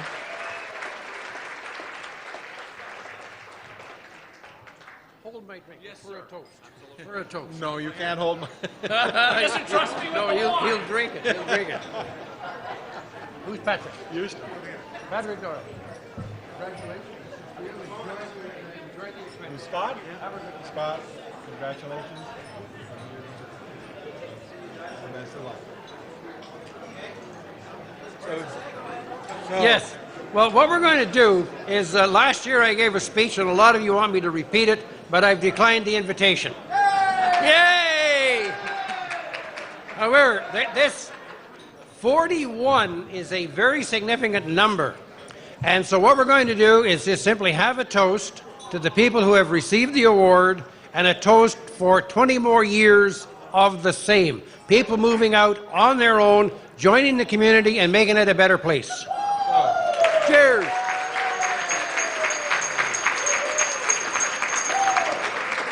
Next up, we're going to talk employment. This is an exciting category to talk about, everybody. Of course, even when the benefit of affordable rent for those who are able to access it, Live, Work, Play members want an income, and they want to contribute to the workforce like any other citizen. And that brings us to employer recognition. The list of Live, Work, Play employment partners is a long one. More than double those who were able to attend tonight, and normally each year we celebrate them all at this event. But for this 20th anniversary edition, we are going to be celebrating 3 examples in 3 categories: large, medium, and small businesses. Despite many differences in size and nature of their businesses, these employers all have certain things in common. With very little persuasion, they made a decision to get involved with Live, Work, Play to make employment happen. They did not have an expectation of perfection, but they had an expectation that we would all work together for a great outcome that would benefit their workplace and benefit the employees. They're all partners with Live, Work, Play beyond their role of employing one or more of our members. They champion our mission in the community and give time and resources to the cause. Could I have Jen Bosworth, Robin Zimsick, Royce Rinn, and Jeremy Robin to the front to assist me in presenting this award? And would representatives from the following businesses please come join me at the stage? TD Bank, Dow Honda, and the Parliament Cleaning Group. How about a big round of applause for those 3 that we're celebrating? Come on up here.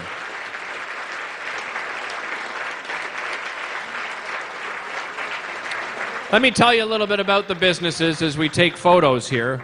With Vaughn McKinney and the Parliament Cleaning Group, it all began with attendance at a Rotary presentation, taking the initiative to make a call that said, I think I'd like to try this. Vaughn and his team welcomed Jeremy as a valued employee. In addition, together, Vaughn and Jeremy have championed the employment of people with disabilities through United Way Ottawa campaigns, and earlier this year hosted an employment discussion with the Minister of Community and Social Services, Helena Jazik. How about a big round of applause for the Parliament Cleaning Group? Andrew Bears at Dow Honda responded to a cold call. A number of employment experiments were attempted, including paid summer employment placements, which continue to this day. A permanent part-time position was created for inventory analyst Royce Rinn. Dow Honda commissioned a video starring Royce and his colleagues that ultimately led to a feature in the 2015 Ontario budget. Very impressive. Other auto dealerships, including Canada Honda, Star Motors, Saint Laurent Volvo, and Carling Motors, have also joined in hiring Live, Work, Play members. If that's not enough, there is also a golf tournament with all proceeds going to Live, Work, Play, which, by the way, you can purchase a golf. Visit the website for more information on our golf tournament. Let's hear it for Dow Honda, everybody. Big round of applause for their contribution.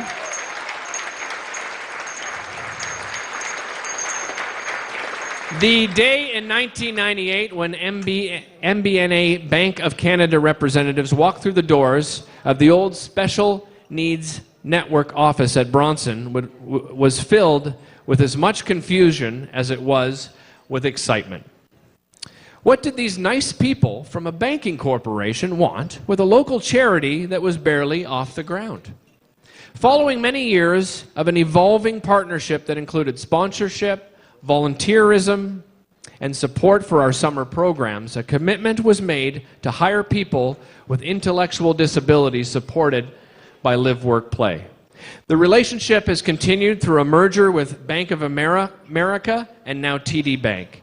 So too has the legacy of sponsorship and volunteerism. TD Bank continues to support major Live, Work, Play events, and TD Bank employees continue to contribute as board members, one-to-one matches, and Friday night social volunteers. Most important of all, TD Bank is a clear leader as an employer that values diversity. Ladies and gentlemen, please join me in congratulating all of our legacy employment partners.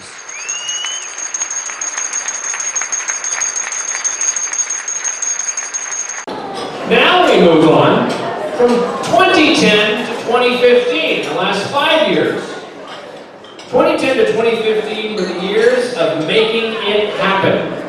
The volunteer team, having already tripled to 90, continued to grow with Fran Childs and Alex Darling, and it takes the helm as our people connector. Live, Work, Play is approached from near and far, from organizations that want to learn about our ability to support the development of natural relationships. Current team members, George Cornelis, and later, Caitlin Fortier, joined in the role of community connector. And with mentorship from Grace Hudson, they have helped countless members engage in their communities with clubs, courses, classes, and the organization of famous and infamous house parties. They learn to juggle a dizzying schedule of appointments with daily crisscrossing of the city. In the search for a concrete expression of the benefits helping our members develop new relationships, we discovered Al Condeluci. Thank goodness for that. Through formal and informal engagement with Live, Work, Play, his passionate championing of social capital and practical recommendations supported many changes in how we welcome and support our members and how we present ourselves in the community. We also became engaged With the person-centered thinking movement, and with partners like Mills Community Support, we started along the journey of how to help people we support make their way in the community as valued citizens. This all came together with a new vision and values adopted in 2011, and later a theory of change. This clarity of vision for a community where everyone belongs is sure to serve Live, Work, Play well into the future and guides us in our daily work.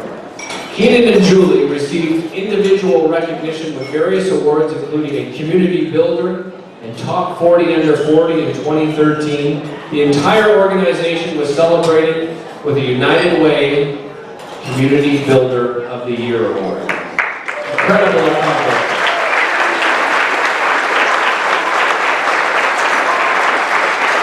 That award is so incredibly significant, and we've seen, I was just at the recent awards, and it was just incredible to see the accomplishments in this community, and Live, Work, Play stands right at the top with all of those people that are celebrated in our community. Partnership with Families Matter Co-op provided an opportunity to take on many new members and support them in homes of their own and community participation.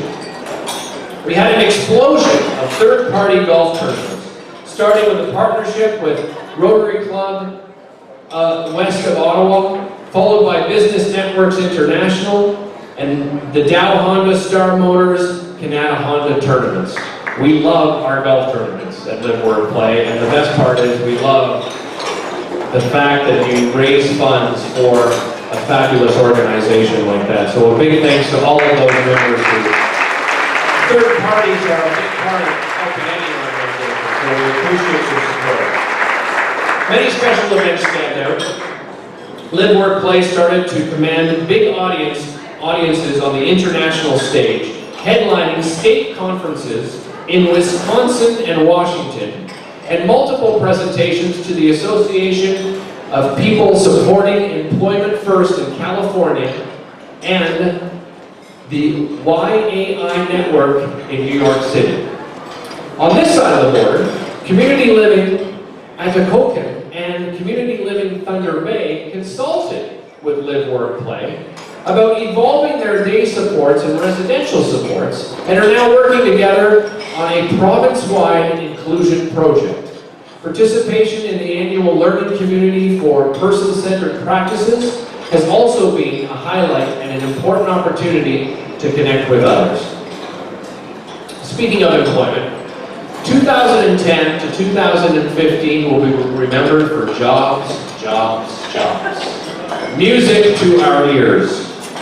The Works Gourmet Burger Bistro was one of our first employer partners to champion inclusive hiring practices to others, and that tradition was carried on by many employers since. Live, Work, Play employment support has achieved what some naysayers would say was impossible. To be welcomed by business of all shapes and sizes in every imaginable employment sector. How about a round of applause?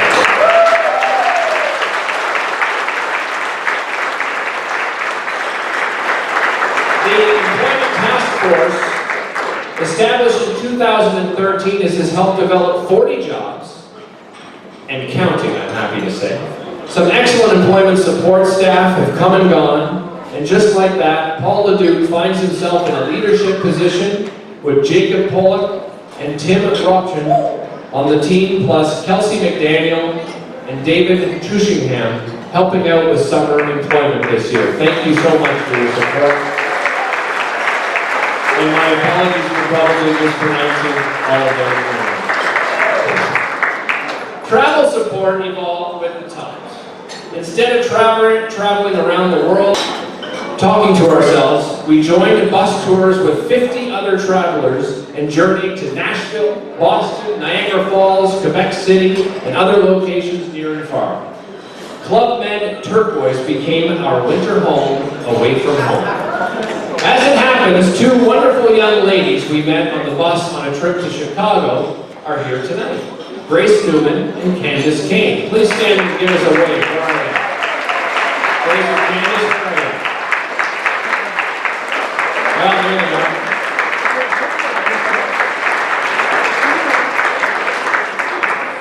bring us right up to date, this past week, LiveWorkPlay established new headquarters to accommodate the current staff team of 15, and there's room to grow. Chances are we're going to need it. Julie, a lot of things seem to have improved, including, thankfully, the quality of the flooring in our new space.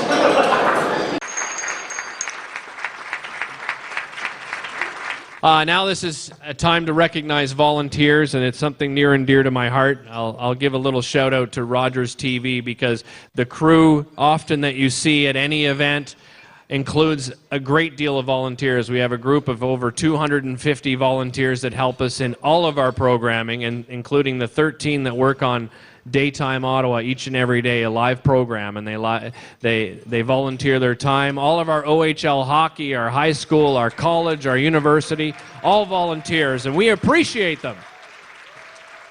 And I know you guys appreciate them too, because without volunteers, Live, Work, Play would not be where it is today after 20 years.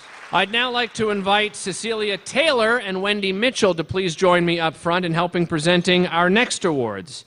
I'd like to also invite Al Condeluci, Mike Coxon, Kaylee Wong, Andrea Saldana, Penny Stein, and Mitchell Leitman to the stage to be recognized. Come on up here.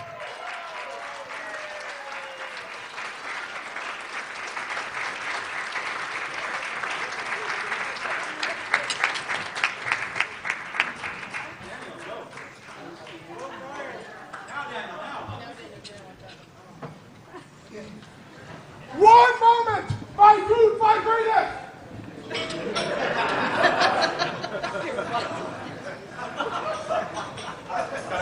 Ladies and gentlemen, we have a communication coming in from Florida. It is former volunteers Cindy Edward and Colin Trethaway from Tampa Bay via video uplink. Let's listen in on what they have to say.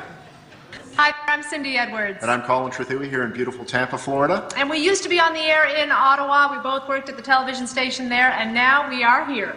Yes, we are. And we're here to, first of all, say great job, Keenan and Julie. We love the work you've done. Unbelievable 20 years. Spectacular what you've done and how many people you've helped. Can't believe it was about 16 or 17 years ago that we volunteered with Live, Work, Play, and boy, have you grown since then. And tonight, we have a very special award to give out. We are here to congratulate the winner of the 2015 and 20th Anniversary Volunteerism Award. Celebrity Volunteerism Celebrity Award. Volunteerism Award. And the winner is... Derek Page from Daytime in Ottawa at Rogers. That's right, and we're on the daytime set here in Tampa, where Cindy works now. Congratulations. Way to go, Derek, and way to go, Keenan and Julie.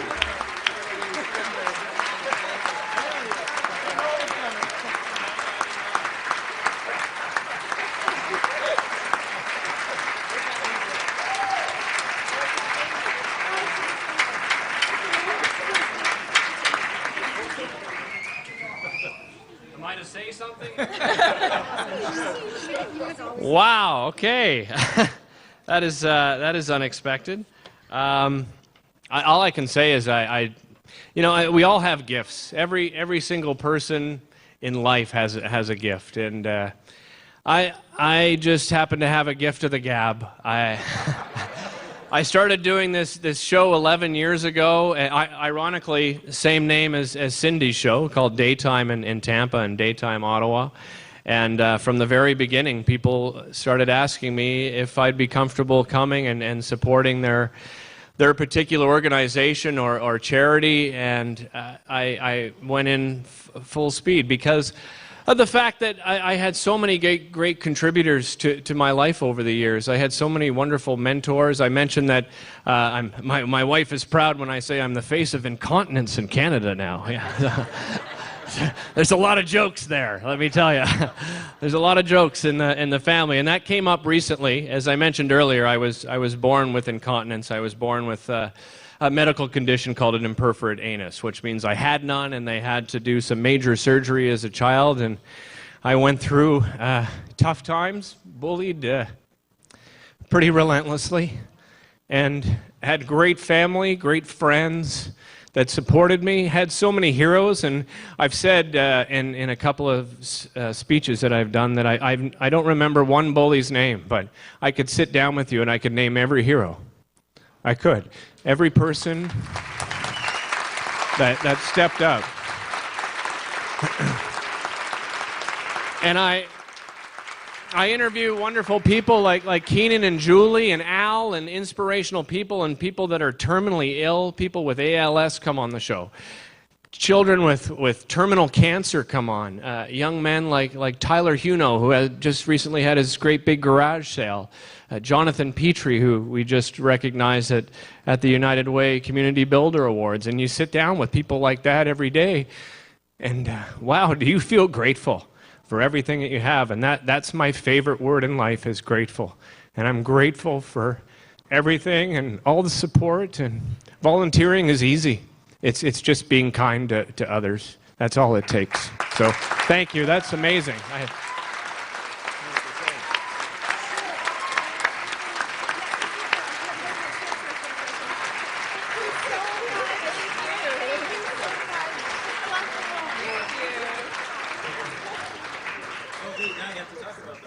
Yes, of course. Don't leave the stage. There's more. I have another 32 pages here. I'm just kidding. Just kidding. So we had our communication come in. So a big thanks to Colin and Cindy. Again, that was completely unexpected, but very appreciated.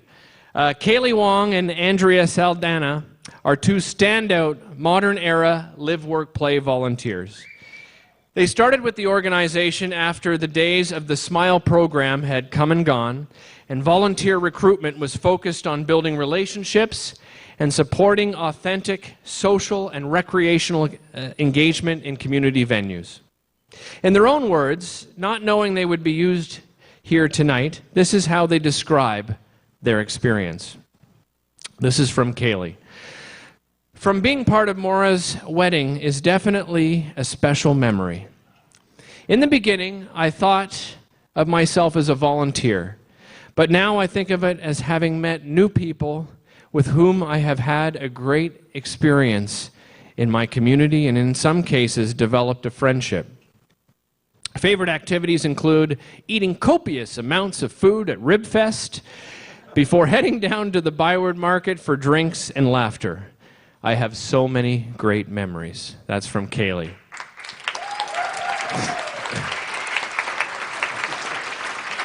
From Andrea, I can't believe it's almost 7 years I have been volunteering. I've enjoyed the opportunity to help mentor new volunteers. One of my favorite memories is when, along with another volunteer, Andrew Way, we invited Live Work Play members to join us in training for Ottawa Race Weekend. We were surprised with a big response, and after getting together for a big pasta supper the night before, our team all completed either a 5 or 10K with friends and family cheering us on. It feels great to know that many people became runners because of their first experience, and they have continued with racing and also joined the running room and other clubs. That is from Andrea. Long, long ago, I feel like a Star Wars episode is just beginning. Long, long ago, the volunteer team was small but mighty and featured some big personalities. Yes, we were talking about Penny Stein. She just said, "Oh, geez," behind me. So this must be good. This is going to be good. As one of the dedicated members of the Friday night program volunteer team, Penny's howls of laughter helped make some of the occasionally boring activities a lot more fun. Penny also hosted staff and volunteer gatherings in her home and was always looking to do more to help the organization. She joined the board of directors and was part of the legendary team of board members at Visioning Day events, struggling to get both Ian and Warren Murphy sitting down at the same time. I'm happy to say we still struggle to this day with the very same thing. She has stayed in touch and is a genuine live, work, play, living legend. Thank you so much, Penny.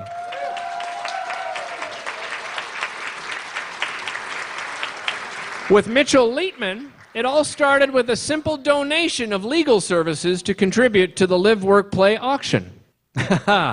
Little did he know that this would be the beginning of an endless journey of pro bono legal services.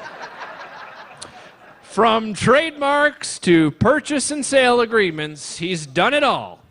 Mitch also served on the board of directors, with his steady presence helping support the organization to take the risk to pursue getting into the landlord business. And then, throughout the last 2 years, he's been busy helping us get out of the landlord business. Both of them aren't easy. He has also recruited countless colleagues to provide legal services in areas outside of his own area of expertise. Thank you, Mitch, for all that you have done and for everything that you continue to do. Really appreciate it. In our mentor category this evening, we give thanks to Al Condeluci from Class in Pittsburgh and Mike Coxon from Mills Community Support based in Almont.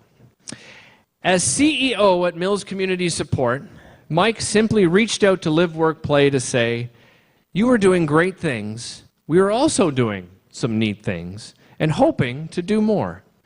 So let's get together and see if we can amplify our results." This has not always been a common experience with peer organizations in our sector, but we have had positive relationships with many others represented tonight, including Noreen Adam, who supported Live, Work, Play with resources from Community Living Upper Ottawa Valley. Mike and his peers at Mills Community Support have a fundamental characteristic that we share at Live, Work, Play: the belief that we can always get better at helping the people we support and engaging other citizens and organizations in building a more inclusive community. Mike has developed exchanges between staff teams as well as board members, organized community of practice gatherings, and directly consulted on our evolving governance framework. He is a trusted figure that always answers his email. It is truly a comfort just knowing he is available. Thank you, Mike, for all that you have done and all that we will do in the future. Thank you.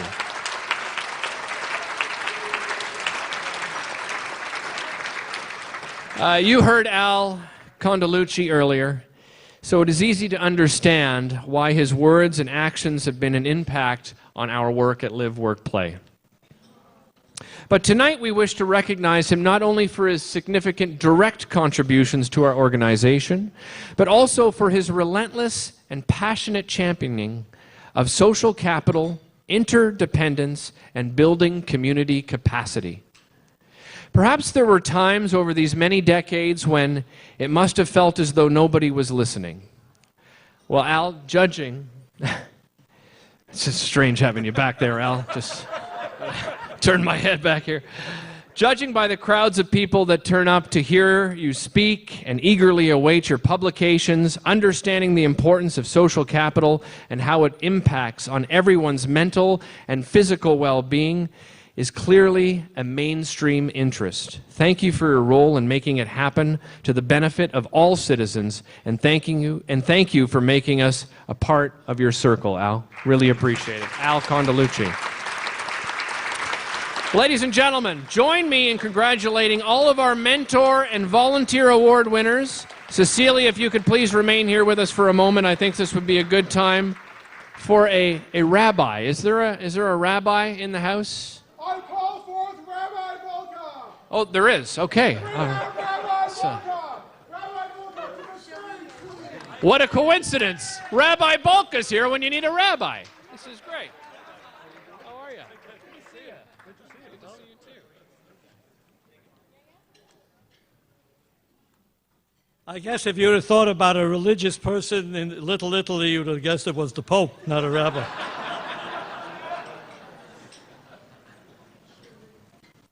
Derek, congratulations. Thank you very much. Thank you. Very nice. Good to be here tonight. I've been here on a number of occasions. I thought that I'm coming here tonight to kick off the first soccer ball on the FIFA tournament. But actually, I'm here for something much more important.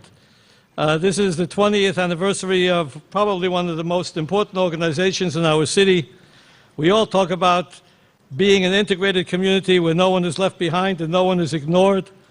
And you guys, you live it. This is not play for you. This is what you live for, to make sure that everybody is part and parcel of our community. That's, in a sense, in a nutshell, that's the United Way. We're all together in this. And we're stronger when we're all together. So tonight, I have the great honor of bestowing a Community Builder Award on a member of this great organization. I'll give you a few little tidbits about this person so that maybe you can guess who it is. The organization itself has gotten this award, which is in itself unique. Let me give you a few things that maybe will get you to guess. Hosted many events and helped coordinate recognition of volunteers and community partners, giving profile to volunteerism and the inclusion of people with intellectual disabilities. Done work centering the literacy field in association with Algonquin College, as well as various nonprofit organizations. Worked with the Ottawa Partnership on Aging and Disabilities, as well as youth mental health projects with YouthNet and Sage Youth. Volunteered with Live, Work, Play over the past 10 years. Member of the Board of Directors. Chair for the last 5 years. If you haven't gotten it up until now, may I say that this award is tailor-made for her. A great pleasure to call on Cecilia Taylor for the...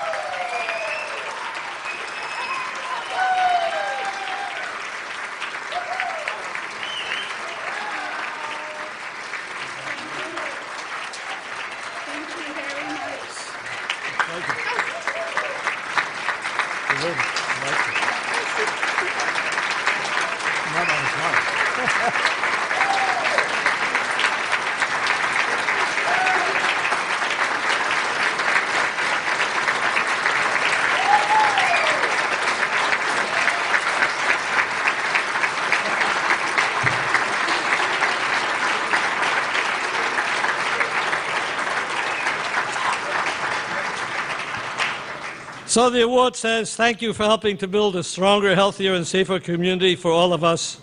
Community Builder Award 2015, signed by Board Chair Frank Bilodeau, presented by Scotiabank.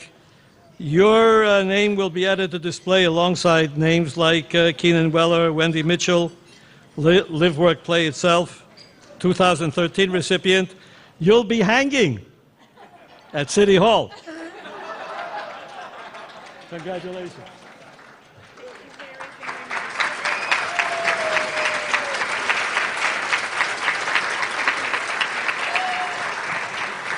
Thank you, sir. Thank you very much. Great to see you. Thank you. Thanks. You too. You want to say that? I'll be very, very brief.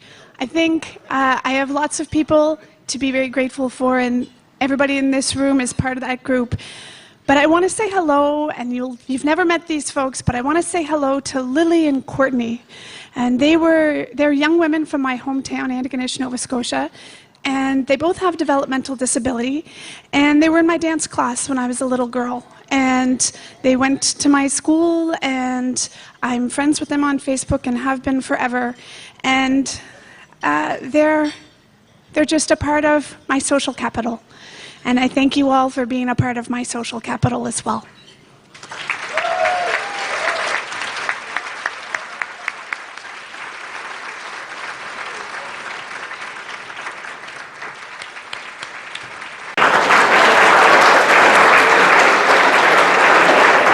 All right, now we're going to invite Julie and Keenan to the stage for some closing remarks and end with a presentation of the Ambassador Award and Rob Orr Good Life Award. Before we hear from Julie and Keenan, here is the Amazing People feature that aired on CTV Ottawa April 9th and 10th of this year. Fabulous feature. Check this out. Keenan is in our studio now with our Amazing People of the Week. meet a couple dedicated to adults with intellectual disabilities. Leanne. Carol Ann, Keenan and Julie Kingston are a team in every sense of the word. They started the nonprofit charity LiveWorkPlay 20 years ago. We're going to tell you about it. It's all about community and connection. If, as Robert Burns says, the purpose of life is a life of purpose, for Keenan, Wellar, and Julie Kingstone, the purpose is clear. We're helping people who are often excluded from our community to be a part of it. Meaningful, reciprocal relationships. That's a dynamic young couple who have changed lives all over. They co-founded an organization called Live, Work, Play. It's about living in an apartment, having a job, and having friends. It is a calling, and it's more of a mission to make this community better. This is old times. They are now looking back over 20 years of memories, moments they helped create for people with intellectual disabilities, people who needed support and community. I don't think either of us set out to start a nonprofit charitable organization. Less of a plan and more of a falling into a passion for solving problems. Problems like where you live. How do you move on my own? And I like the TV. How do you describe LiveWorkPlay? LiveWorkPlay is like family.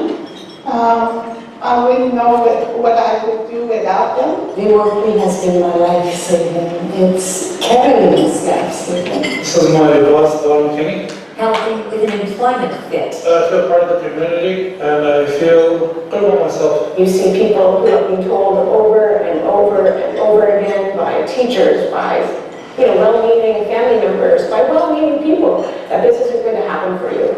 And just to see how, when that does happen for people, how it changes their lives. I've changed a lot since I started and I'm happy with the growth I've made. The LiveWorkPlay is all about social connection. It gives me peace of mind knowing that if something should happen to my husband and I, he has a group of people who really care about him. I wouldn't know what I would do without them. I'd be probably feeling lonely and no friends. Keenan and Julie live, work, play together.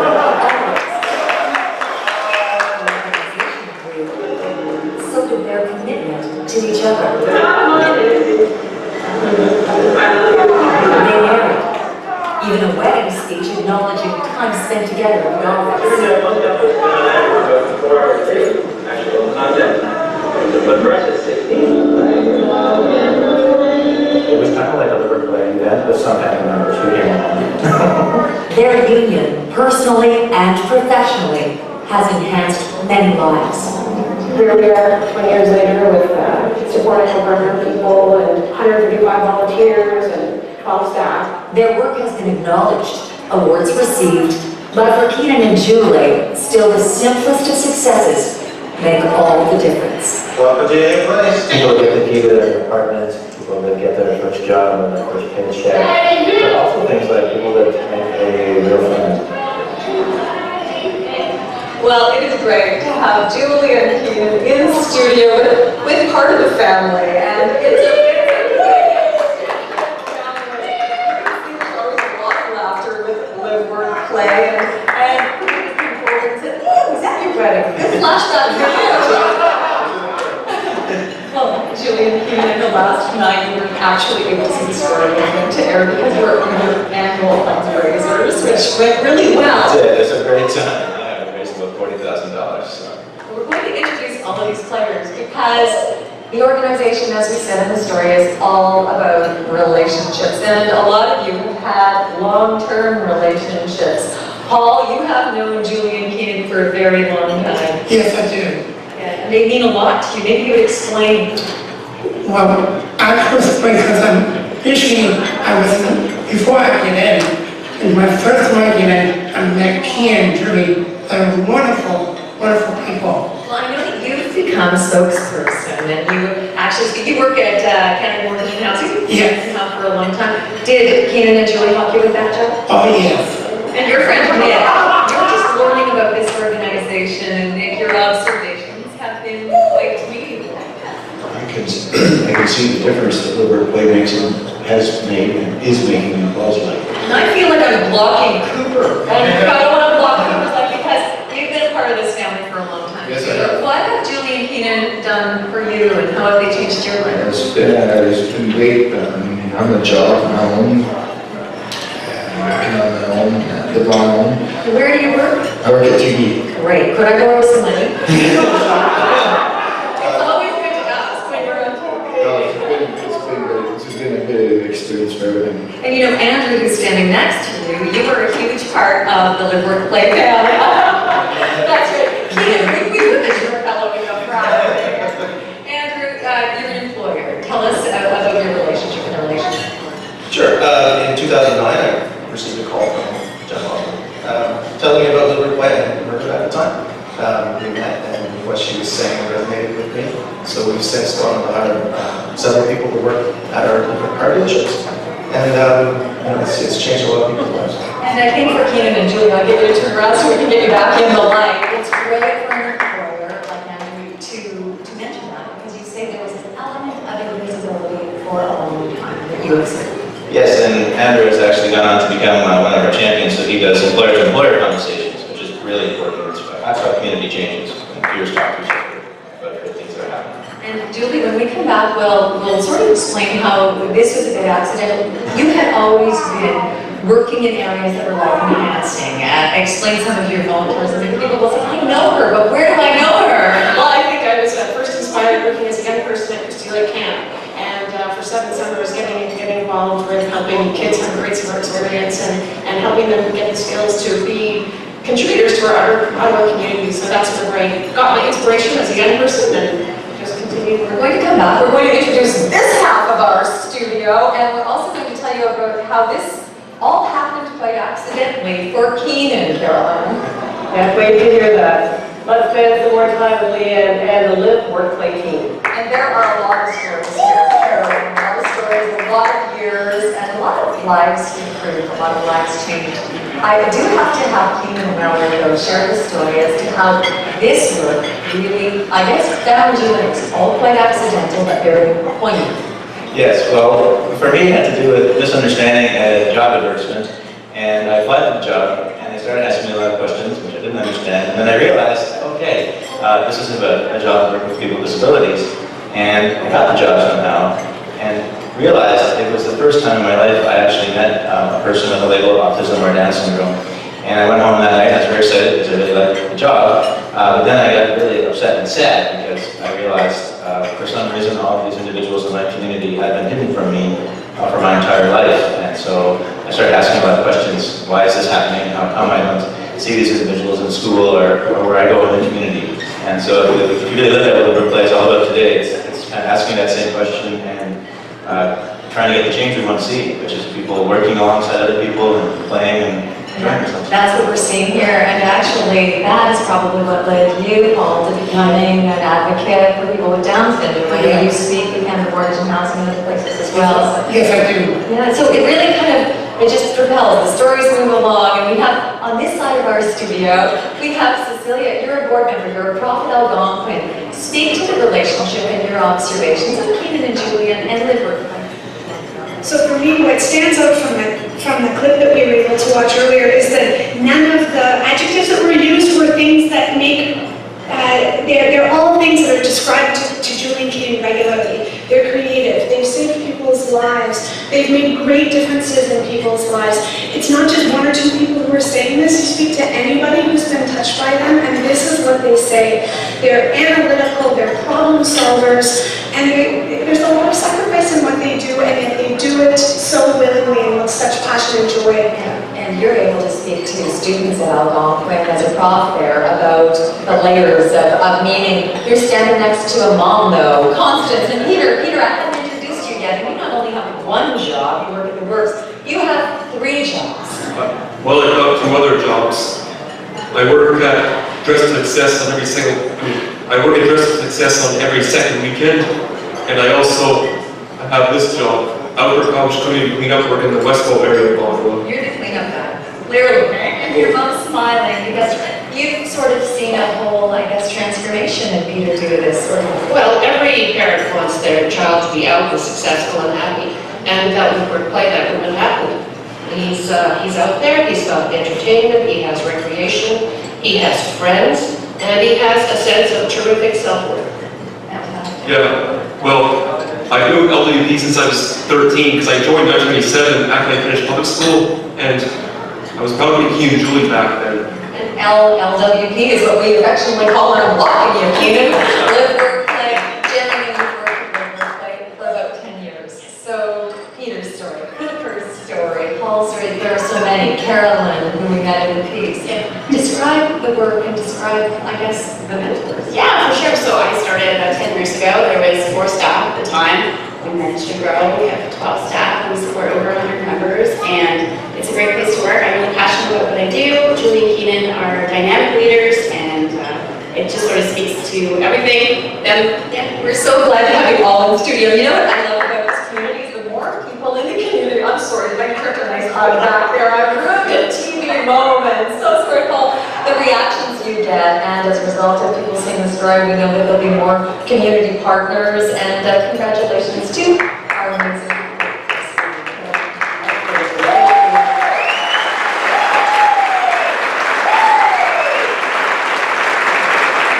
Ladies and gentlemen, please join me in welcoming Keenan Wellar and Julie Kingstone.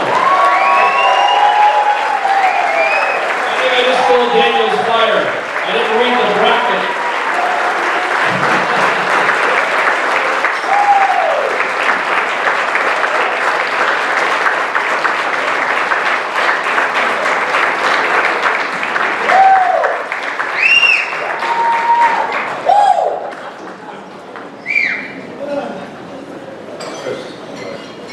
Well, it's enough of the Julie and Keenan show.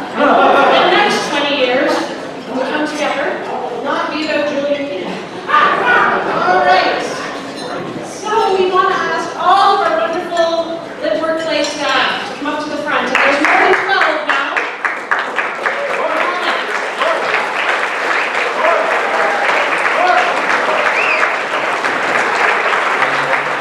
Ladies and gentlemen, please join me in welcoming Keenan Wellar and Julie Kingstone.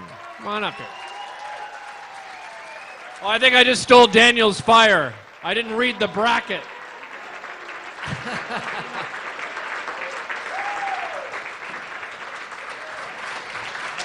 I think this is for a toast. I'm good. What are you doing?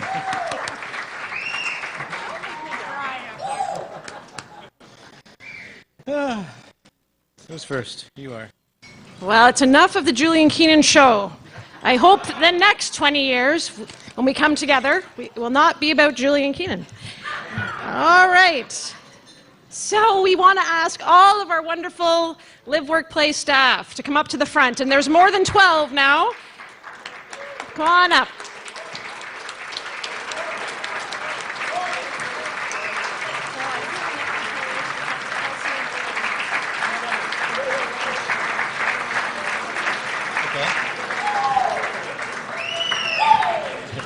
We can steal from someone else? I don't know.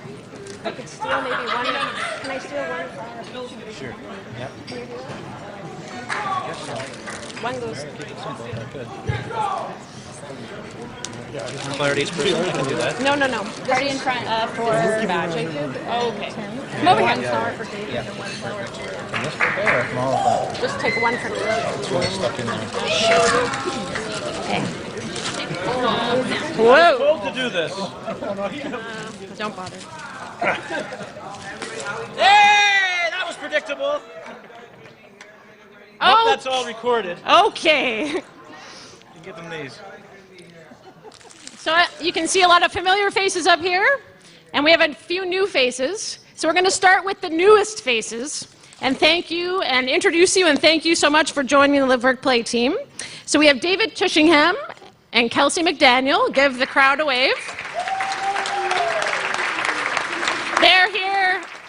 They're joining us here this summer as summer students to help out with our employment, summer employment program for youth getting summer jobs as job coaches.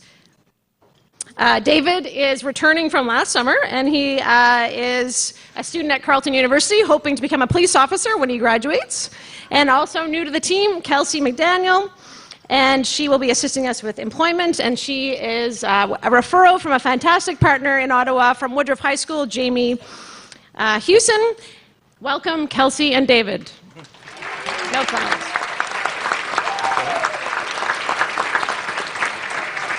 Our two other newest full-time staff members in the employment team are Jacob Pollock and Tim. Where's Tim?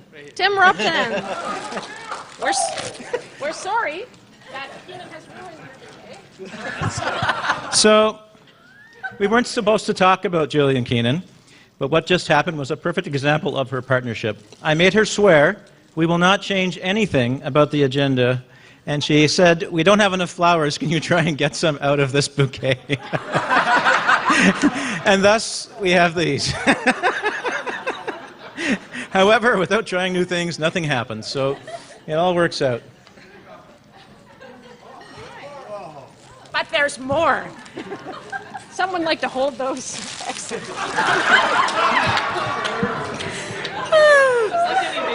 That's right. All right. Jacob, I know we just introduced you and we gave you some flowers. You don't need to do anything, but we just wanted to let people know you got involved with Live, Work, Play as a volunteer first, and you were such a great volunteer and obviously found a lot of passion and took the plunge to join us on our employment supports team. Right over Where here. are you? There you are, Jacob. And Tim was working at the Ottawa Sports and Entertainment Group last year where he met Fred. Where's Fred? Fred Dixon. There he is over there. Fred was hired on as a ticket taker for Ottawa Red Blacks and Ottawa Fury games and Ottawa 67s. And Tim was working for OSEG, leading up the teams on event days. And Paul, where's Paul?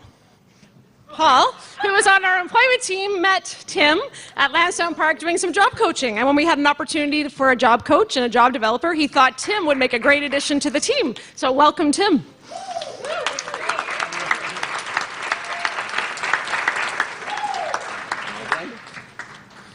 All right.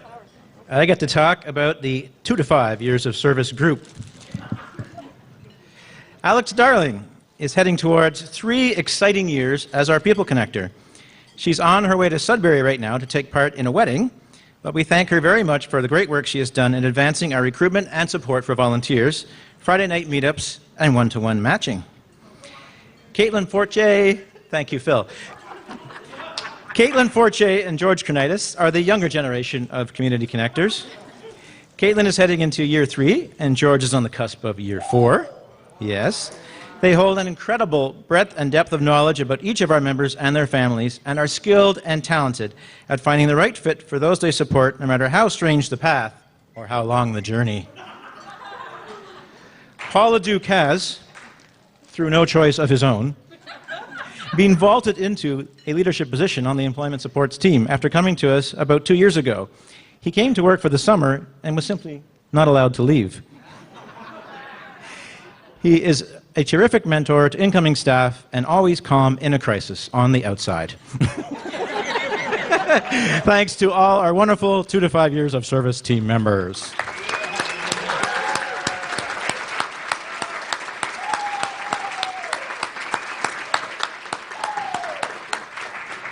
I really have no idea what my wife is doing. I think I'll read her part while she's doing that. She was going to talk about the 5 to 10 year category, so I'm going to get to do that, which is I'm very excited.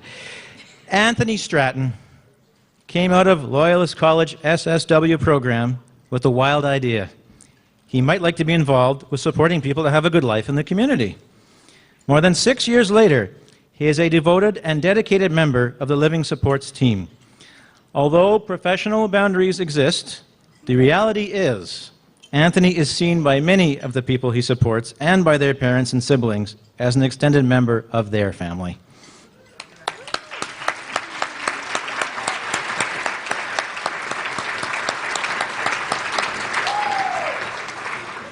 Grace Hudson, Jen Bosworth, and Allison Moores.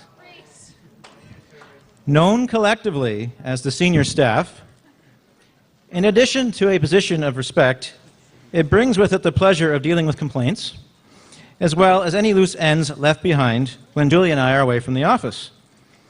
Allison, Jen, and Grace are a sounding board, a sort of collective Obi-Wan Kenobi of the Live, Work, Play ship. They help steer us from the dark side and make sure that the Force is with us. Each are leaders in their respective fields. Every welcoming of a new member by Allison is a beautiful combination of art and science. Every new job lead developed by Jen is built on a passion for the opportunity to change a life. Grace, back to Star Wars, will go where no staff member has gone before. Because life is not a program and she's got the stories to prove it.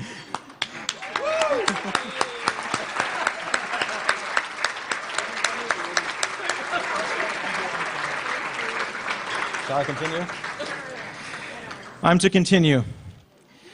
There is one name missing from the more than 10 years of service category. Do not be fooled by his youthful appearance, his fancy getup, because other than Julie and I, Daniel is the longest serving Live, Work, Play staff member.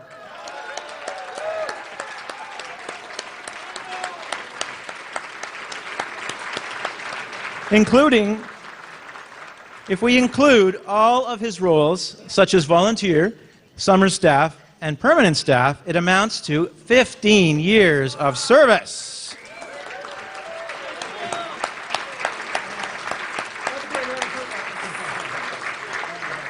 Like Anthony, his schedule as a living supports provider does not allow him much time in the office.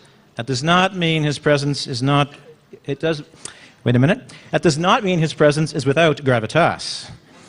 If Grace, Jen, and Allison are Obi-Wan Kenobi, then perhaps Daniel is Yoda. Daniel, we say this not only because you often speak in parables, but because if something doesn't feel right to Daniel, chances are there's something that needs fixing. Daniel does not need to assert his value to the organization. He gets respect the old-fashioned way. He's earned it. Please, everyone, join us in a toast. Here we go. It's you and I. You're supposed to get up here with me. Sure thing. Remember the agenda. Remembering the agenda. Dear team, yesterday is history. Tomorrow is a mystery. As for the present, being here with you today is the best gift of all. To the staff.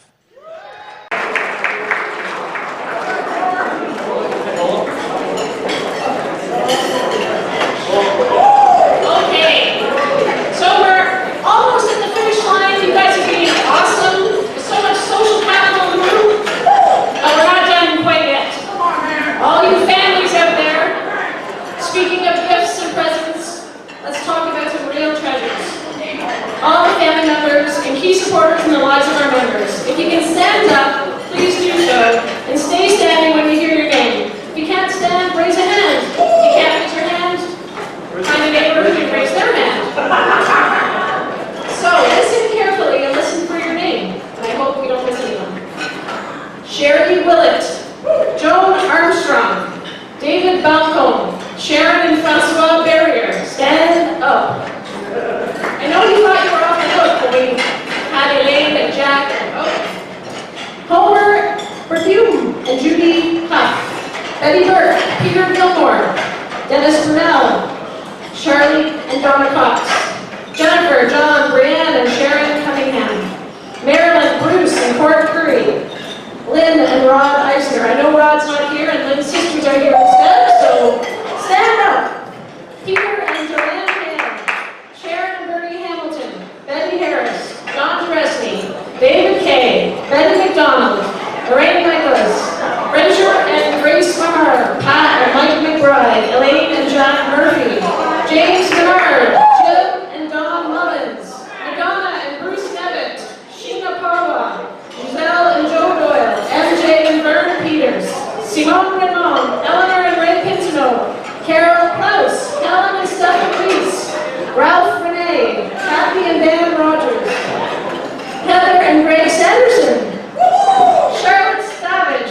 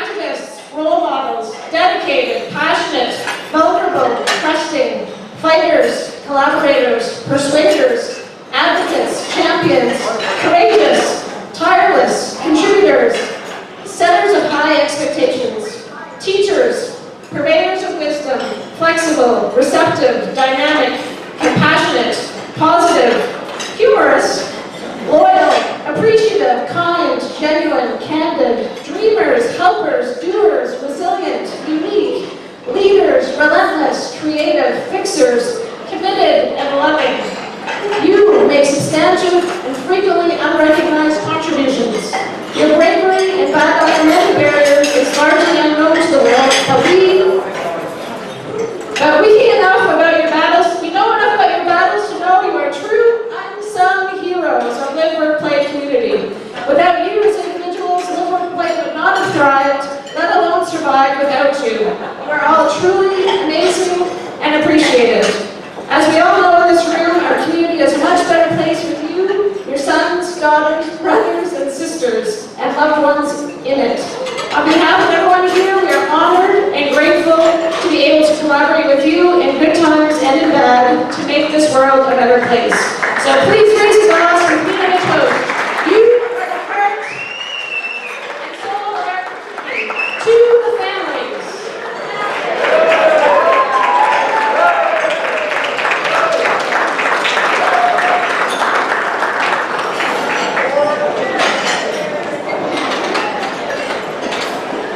Okay. This brings us to our final acknowledgement of the night. There's a very important group of people that's missing, our members. We want to recognize all members in the room tonight, and there is a reason we save member recognition for the end. It's because at the heart of everything we've done, how you feel about LiveWorkPlay matters the most. We've broken this up into 3 generations. So we'll start with the most recent generation and work backwards. When you hear your name, if you wouldn't mind standing up until all the names are called, if that's not convenient, raise a hand or ask a neighbor to raise a hand on your behalf. I'm going to start with members of the latest generation. Joshua Balancer, Graham Armstrong, Janet Falcone, Kyle Berchone, Nolan Peters, Jesse Huggett, Heather Jenkins, Francis Gobe, Mark Couture, Sebastian Hale, Linda Gray, Annalise Kiskis, Daniel Kinslow, Brian Evan, Tara Powell, Patrick Doyle, Paul Knowles, Royce Renee, Jeremy Robin, Chelsea Stanley, Fred Dixon, Alex Winston, Phil Anderville, Stephen McPhee. Stand up if you heard your name. Yeah.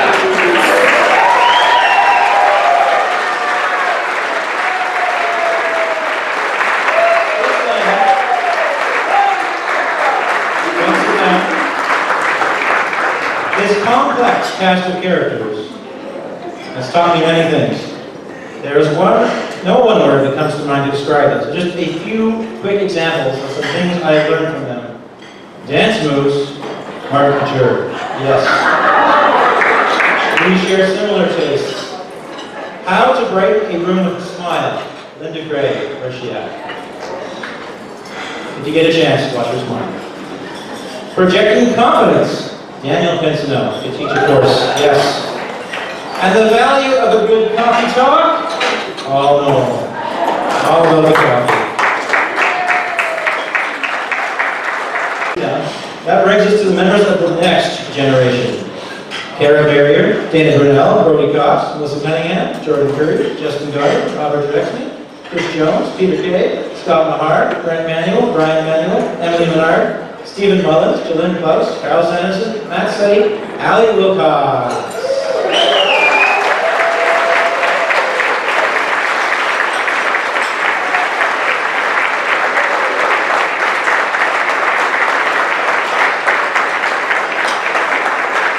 This is a very spirited cast of characters. With all 3 of the cohorts being recognized tonight, each one is a great story with many stories to tell. But this group shares something in common. In one word, determination. Well done.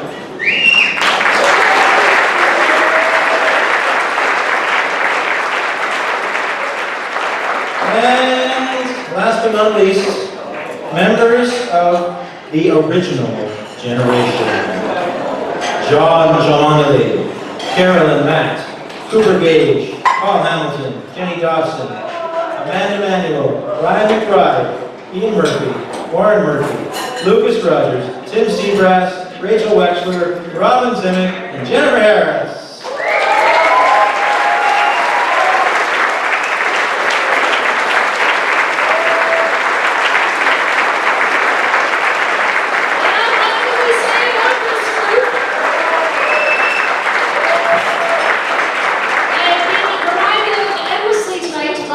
Warned about how old I am and how old they are. You guys have been here from the beginning. Keenan and I get a lot of credit as founders of the organization, but you are the foundation of what LiveWorkPlay was built. We took risks with our careers, but you took risks with your lives. Thank you for your trust, and we'll continue to do our best to earn it. Please join us in a toast to all our members.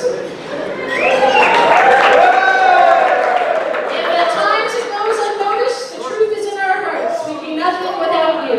To the members.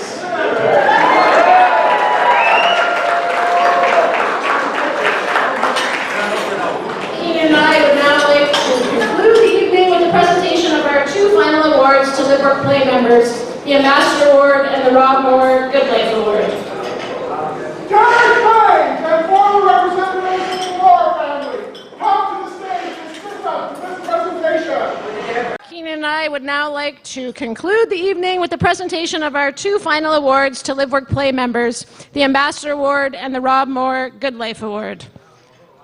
George Page and former representatives of the Wellar family, come to the stage and assist us with this presentation.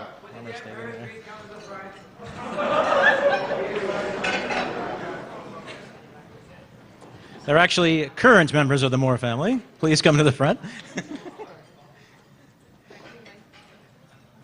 There's actual stairs over here. Oh, good. Becky, too. Yay!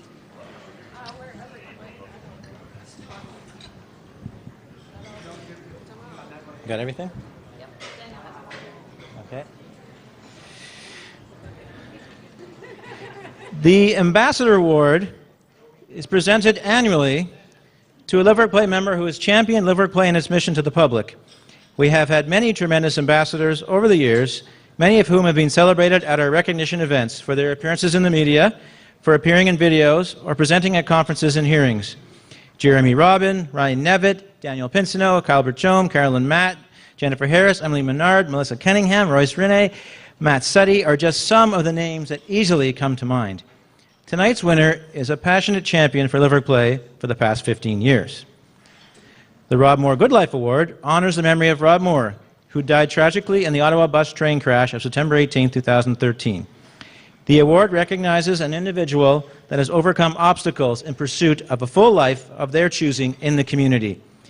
It's not about perfection.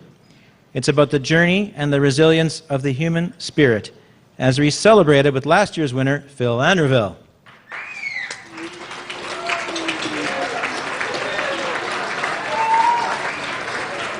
There are endless examples of LiveWorkPlay members that would make great representatives of these prestigious awards.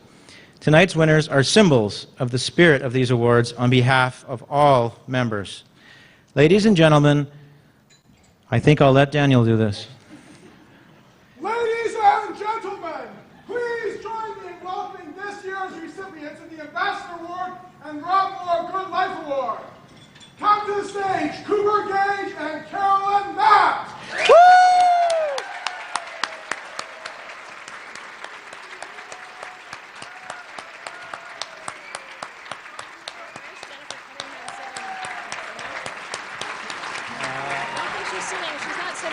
Oh, no?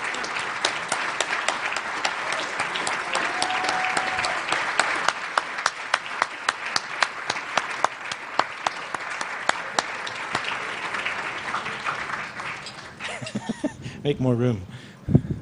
How's that?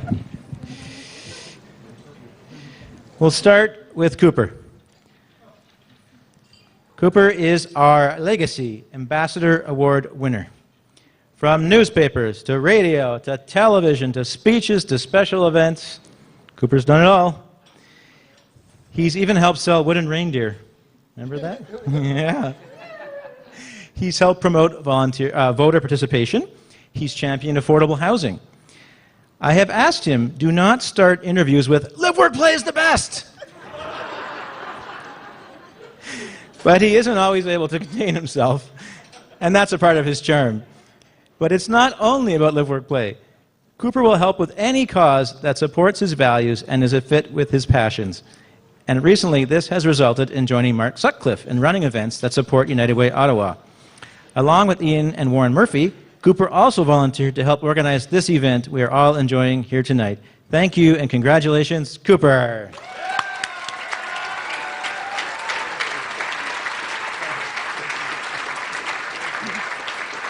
Over here, thank you.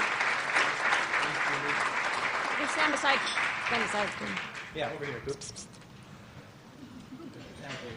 All right, Miss Carolyn. Yes, hello. The Rob Moore Good Life Award is about celebrating the human spirit, which you have a lot of, and the pursuit of a good life in the community. In the more than 15 years we have known each other, Carolyn, you've always had a life that has a little more excitement than most. Good times and bad times, eh? Yeah. Open the dictionary, though, and look at the word resilience, and we'll see a picture of Carolyn. You'll always bounce back and carry on with a smile. You've also helped others by sharing your struggles. For example, speaking at the Parliament of Canada Press Gallery to talk about your experience of living in an institutional residence. Jennifer Cunningham, where are you? Come on up here for a sec.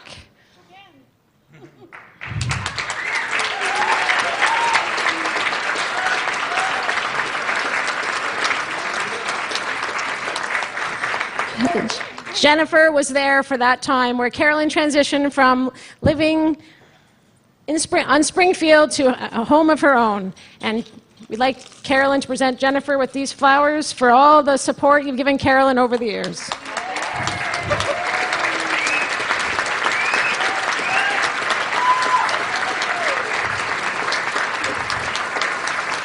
So you moved into an apartment out on Poulet, and now you're living in a great apartment downtown, and Jennifer still supports you one day at a time. We were all saddened when Carolyn, the artist, disappeared over some of those years, and after you left, your spirit got restored, and you began to draw again, and you post your beautiful creations on Facebook, and it brightens everyone's day. We just moved our office. I'm looking forward to putting up the painting you gave me of the undersea world a few years ago. It's on the screen. Even better. Carolyn also sells her art, and if you think her life journey is over, guess again. Carolyn is working towards returning to paid employment. Anyone looking for a great employee? We got one right here.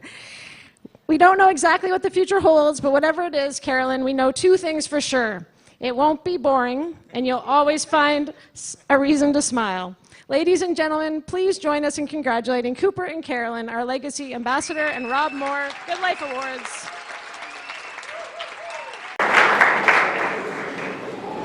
Chocolate cake, that's exciting. I'm going to wrap this up. We're pretty much done.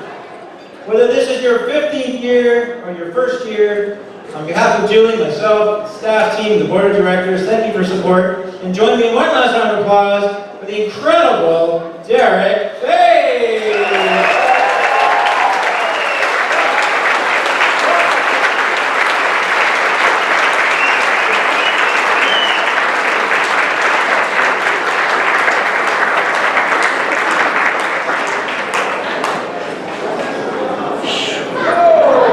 I won't provide this time, I promise.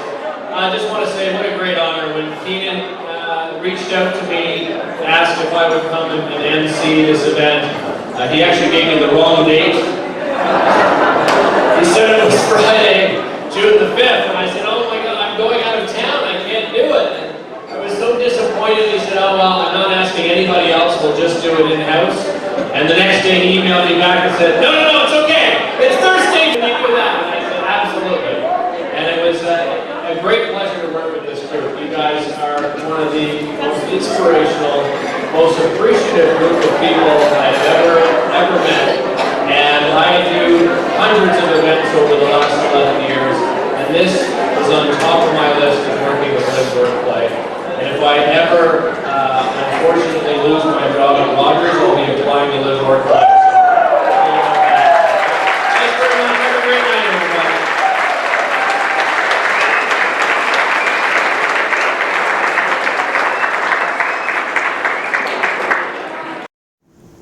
Afterword by Keenan Wellar. As I mentioned in the introduction, I have stayed true to the original Engines of Success 2015 agenda, which includes various imperfections.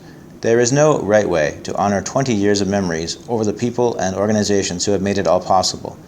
But there is great satisfaction in knowing that the effort was made, and I hope you will agree we've mostly delivered on that goal. Please note that the celebration on June 4, 2015 was focused mainly on those who were in attendance. There are dozens of names of people and organizations that are not mentioned in the proceedings. That was a decision made to honor serious time limits and also to take into account the nature of the live event. We wanted to make sure, to the best of our ability, that of the 350 people who attended, each and every one of them felt appreciated and recognized for their contribution to the success of LiveWorkPlay and our mission. Julie and I had also intended to tell a few more stories during the live proceedings, but there really wasn't time, and the stories were taken out of the speaking notes prior to the event. There was one story in particular that I was looking forward to sharing. I now have that opportunity. When Paul Hamilton came to LiveWorkPlay, then known as Special Needs Network, back in 1998, he was a bit of a mysterious character. He tended to move around the periphery of group interactions. Clearly he was paying attention, but it wasn't easy to get to know him. Back in those days, we had a very programmatic approach to things, and it was always a struggle to come up with things to do, which is not easy when you are moving about as a large group. When we heard of an opportunity for art classes at a local gallery, we jumped at it. Sign us up! One of the instructors was perhaps a little uncomfortable with our members, and certainly a bit too directive, given the opportunity was supposed to be all about tapping into everyone's creative side. As an example, early on in the tour she asked the group, "What season does this painting make you think of?" The first response was, "Summer!" To which the instructor replied, "No, spring!" This would be a sign of things to come, with Paul as the eye of the storm. After a tour of various sculptures, the group was tasked with molding a bust out of clay. Now, I don't know about you, but I have difficulty replicating the head and face of a human being with any tool, let alone a lump of clay. But most people dove in and struggled away, producing various round blobs on top of a square-like base. When I say most people, I include staff and program volunteers. Paul took a different approach. Ignoring the instructions, he proceeded to make a quite attractive clay model of a cat, stretched out just the way cats do. He happened to be sitting across from me, and he was so focused I didn't say a thing to him. It had crossed my mind to ask a question like, "What are we supposed to be doing?" But I reminded myself that it probably wasn't an accident that he was making a cat. Plus, it looked a lot better than the blob I came up with. It's not that I was, at the time, any sort of a leader in person-centered thinking, but I did have a sense that people with intellectual disabilities often have highly regimented lives and exaggerated expectations that they not color outside the lines.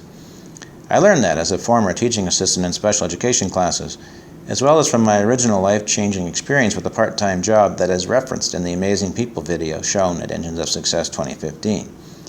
In those days, I was constantly mulling this over in my head and in continuous conversations with Julie as we struggled to think about how to support people to have more choice and opportunity in their lives. It was starting to distill in our minds that the entire field, known as developmental services in Ontario, might need a complete overhaul, a type of reboot where we'd start over and base everything we do around fundamental respect for the individual as competent drivers of their own destiny. The system's role would be to offer guidance and support, not to put them in the back seat of their own life journey. This has not happened yet at a broad systemic level. There is progress. But I do take pride in saying that we have tried very hard within our own organization. This is not the LiveWorkPlay of 1998. Getting back to Paul, I was lost in admiring his cat, as well as his dismissal of the rules, as I struggled with my own bust assignment, which was starting to look like a soccer ball on a log, when along came the "No, spring" instructor. Looking down at Paul's sculpture, she did not comment on the cat. Instead, without asking Paul any questions, let alone permission, she announced, "Let's see what we can do here," and proceeded to reshape the cat into a human head and shoulders. My jaw dropped, but Paul said nothing. But having spent some time with him, I did notice something important, a slight upturn with the corners of his mouth, often an indication that intentional mischief is coming. He sat motionless as the instructor finished her project. She stepped back and proclaimed with pride and excitement, "There you go, Paul. What do you think?" Then Paul spoke, one word, nice. Then he took action. Forming a fist, he used the base of that fist to quickly pound the head and shoulders into a perfect replica of a pancake. Then Paul spoke again, one word, thanks. The instructor held her hand on her chin for a moment, then clapped her hands and said, okay, who else needs help? I have considered this moment many times over the past 20 years, because there's more to it than a comedy routine. It's important. At one time considered to be shy, that's a Paul that a lot of people meeting him later in life would not recognize. There is nothing wrong with being an introvert, and the world needs to respect what introverts bring to the table. But there's no denying, it's been a privilege seeing Paul reveal a bit more of what he's about on the inside. It's a party in there. Most people with intellectual disabilities aren't able to assert themselves the way Paul was able to do in this example. They just suffer quietly as their own hopes and dreams are crushed under an endless onslaught of rules and expectations imposed on them by individuals, organizations, and systems, all of which exert a level of authority totally unfamiliar to other citizens. This is, I believe, rarely done to people with awareness or harmful intent. Rather, it is simply the outcome of going along with a historical assumption of lack of competence, and a sense of obligation that this label of incompetence calls for others to step in and take over. What we have learned at LiveWorkPlay is not unique to our organization by any means, but in many respects, even in 2015, it is still a fringe proposition that people with intellectual disabilities, regardless of their severity of disability, should be presumed as competent and supported to make their own decisions. Interestingly, the word safety is often used accidentally or deliberately in opposition to the presumption of competence, and that can be very challenging. Risk arguments are very powerful. No matter what a person with an intellectual disability might want out of life, an argument can probably be made that this will put them at risk, which is often code for no or never. Learning how to respond to such thinking without falling into a rights-based argument that can easily alienate others has been a long learning process. And so I encourage you to listen to the Condeluci Keynote speech from Engines of Success 2015, as it holds many of the answers. Quality of life, including safety, is mostly a product of relationships, not of a series of restrictions imposed on people's lives in an attempt to remove exposure to risk.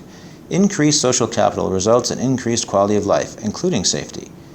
It takes work to overcome our natural tendency to focus on risk instead of opportunity. But a life without opportunity is no life at all, so let's all commit to supporting the dignity of risk. Let's respect the individual by remembering that acceptable risk in the pursuit of life opportunities often requires coloring outside the lines. Our responsibility is not to create the destination, but rather it is to help the individual to be the driver in their own life journey. Onward to the next 20 years. Let's see where it leads. Keenan, Wellar, July 10th, 2014. Important notes. You may have noticed website addresses throughout the book. Most of them are links to live footage from Engines of Success 2015.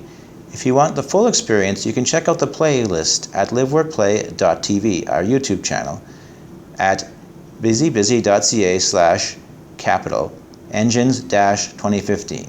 That's bzbz.ca/capital ENGINES-2015. You can watch the entire event or easily jump around to segments that have descriptive titles to guide you. You may also have noticed the use of the term members throughout the book. This indicates any individual with an intellectual disability who is receiving support from the organization.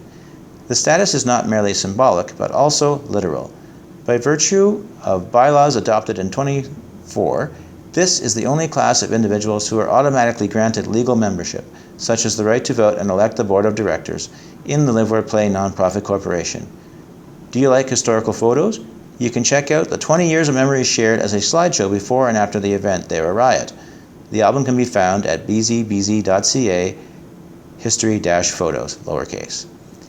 Our live Engines of Success video segments are great, but so are the photos. You can see a collection of pics from a variety of photographers taken June 4th, 2015 by visiting bzbz.ca/live-engines-photos, that's lowercase. We enjoy our social media at LiveWorkPlay, and live events are all about Twitter. See how the evening played out via Storify, bzbz.ca/engines-twitter, lowercase. Our foreword was written by Condeluci, so why not mention him here at the end? You can watch and listen to his media tour in Ottawa from the day of our 20th anniversary, TV and radio, at bzbz.ca/al-media-tour, lowercase. The text of Al's keynote speech was not replicated here in the book, but you can watch it on YouTube at busybusy.ca/al-speaking, lowercase, and you can see his slide deck as an image gallery by following this link, busybusy.ca/engines-slides, which also includes all of the images shown as a backdrop, while our incredible MC, Derek Fage, rocked the house. If LiveWorkPlay has received one consistent criticism over the years, it is that we do not make enough direct appeals for donations. We've probably fallen short on that with this publication too.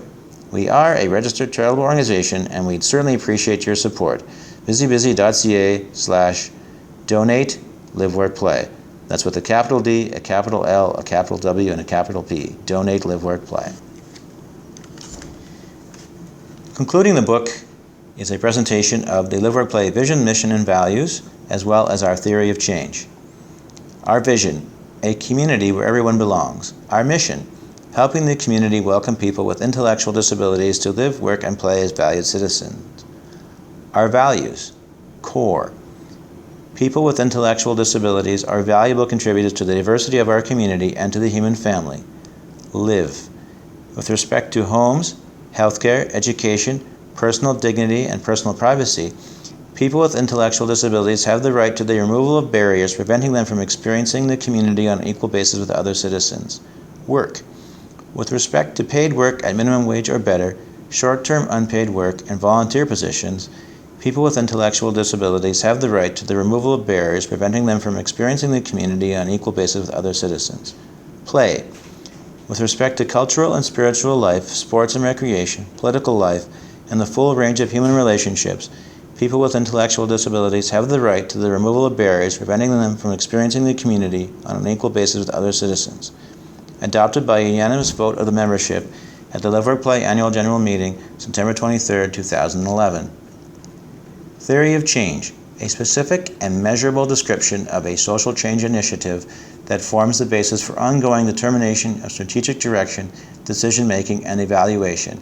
Done well, it will help guide you to deliver the change in the world you want to see, and will also demonstrate both your successes and lessons learned along the way.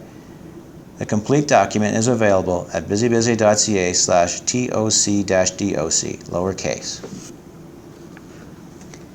LiveWorkPlay 101, Culture and Language. Our name. If there is only one takeaway from your visit to this page, please let it be this one. Live, work, play. Not live space, work space, play, uppercase or lowercase. Not live, comma, work, comma, play. Not live, comma, work and play. Not live, comma, work and play without a space. Not live, work, play in quotations. Not LWP, and so on. Live, work, play. Please type it, share it, and say it exactly like that. No spaces, no commas, no and.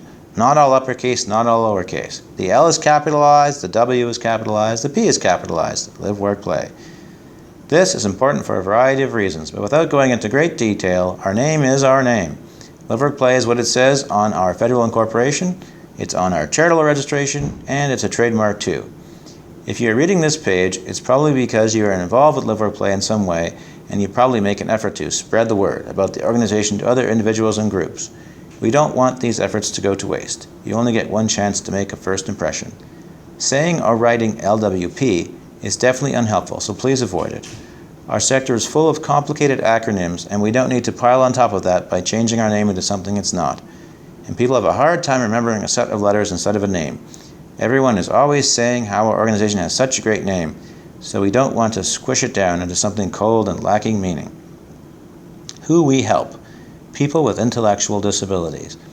Live, Work, Play supports individuals who have an intellectual disability, or if talking about a group of individuals, Live, Work, Play supports people with intellectual disabilities. Being picky about how you use it in a sentence isn't as important as using the correct term. Not people with special needs or developmentally challenged, and certainly not mentally retarded. Please use the one official term in either of these forms, intellectual disability or intellectual disabilities. Please note that it is incorrect to say intellectually disabled person. That means, quite literally, that the person has no intellect. They are a person who has an intellectual disability. Makes sense? It's important. People First language is not about being politically correct. It's about being accurate about the status of a person as a human being. Looking for a more formal definition of intellectual disability, this is the 2015 version. An intellectual disability, also known as a developmental disability or intellectual developmental disorder, and formally known as mental retardation, is a lifelong condition usually present at birth or originating in the early years of childhood, which interferes with one's ability to learn at the same pace or to the same extent as others. Individuals with a diagnosis of intellectual disability will have difficulty with adaptive functioning in one or more of these domains: conceptual, social, practical. See Diagnostic and Statistical Manual of Mental Disorders, 5th edition. IQ scores of 2 standard deviations or more below the general population, equivalent to a score of 70 or less, are associated with the diagnosis, but IQ score alone is not utilized for assessment of needs and abilities or for determining support requirements. There are more than 200 known causes of intellectual disability. The nature and extent vary greatly between individuals and may or may not be accompanied by physical disabilities. People often want to know about causation, and it's important to note that about half the time there is no specific causation. The diagnosis fits and there is no genetic or other specific cause that can be identified. The 2 most common genetic conditions are Down syndrome and Fragile X syndrome. The most common medical causes are infections and brain damage, which may occur before or after birth. What about autism, pervasive developmental disorders, and Asperger's syndrome? There is some controversy about this. At LiveWorkPlay, we include people who have a label of autism as part of the target population we serve and include autism under the umbrella term intellectual disability. However, it is a fact that many individuals with a label of autism have IQ scores above 70 and/or issues of communication that are preventing an accurate higher score. Many professionals say that the conditions of autism and intellectual disability are not one and the same, but rather are common co-occurring disorders. LiveWorkPlay does not take a position on the issue of whether or not the terms autism and intellectual disability should be used independently. If a person with a label of autism is seeking government-funded support from LiveWorkPlay, then if Developmental Services Ontario qualifies them as a potential candidate for our services, then we move forward and see if it's a fit. If they are looking for support through a fee-for-service arrangement, then what qualifies them is whether or not we think we can be helpful in meeting their needs. Historically, we have provided supports to several individuals who have not met the precise definition of intellectual disability, and this will continue. We will not be expanding to serve other populations. There are many reasons for this, including our registered purposes associated with our charitable status. But serving those who may not fit the definition 100%, but could obviously benefit from our supports if it's within the scope of our mandate. This includes Asperger's syndrome. About the author. Keenan Wellar and his wife Julie Kingstone co-founded the LiveWorkPlay organization in 1995 and have served as executive staff co-leaders since 1997. Keenan has undergraduate degrees in history and teacher education from the University of Ottawa and a Master's of Applied Linguistics Discourse Studies from Carleton University. He also holds a professional certificate in public sector and nonprofit marketing from the Sprott School of Business at Carleton and a certified governance trainer CGT designation from BoardSource. As Director of Communications for LiveWorkPlay, Keenan has made over 100 public appearances in print, radio, and television media. He manages an ongoing robust social media marketing campaign featuring primarily Facebook, Twitter, and YouTube channels, as well as blogging and other content via the liveworkplay.ca website. Honored with an individual United Way Ottawa Community Builder Award in 2010, he also accepted the Social Media Organization of the Year Award from Community Living in Ontario in 2014 and shared in the Community Builder of the Year Award for belonging to community, honoring the entire LiveWorkPlay organization in 2013. Quote, at the Community Living Ontario Annual Conference in 2014, Al Condeluci told me I should write a book, so that's what I did, end quote. Keenan Wellar, July 14, 2015. LiveWorkPlay is a federally incorporated nonprofit organization and Canada Revenue Agency registered charity number 896222775RR0001.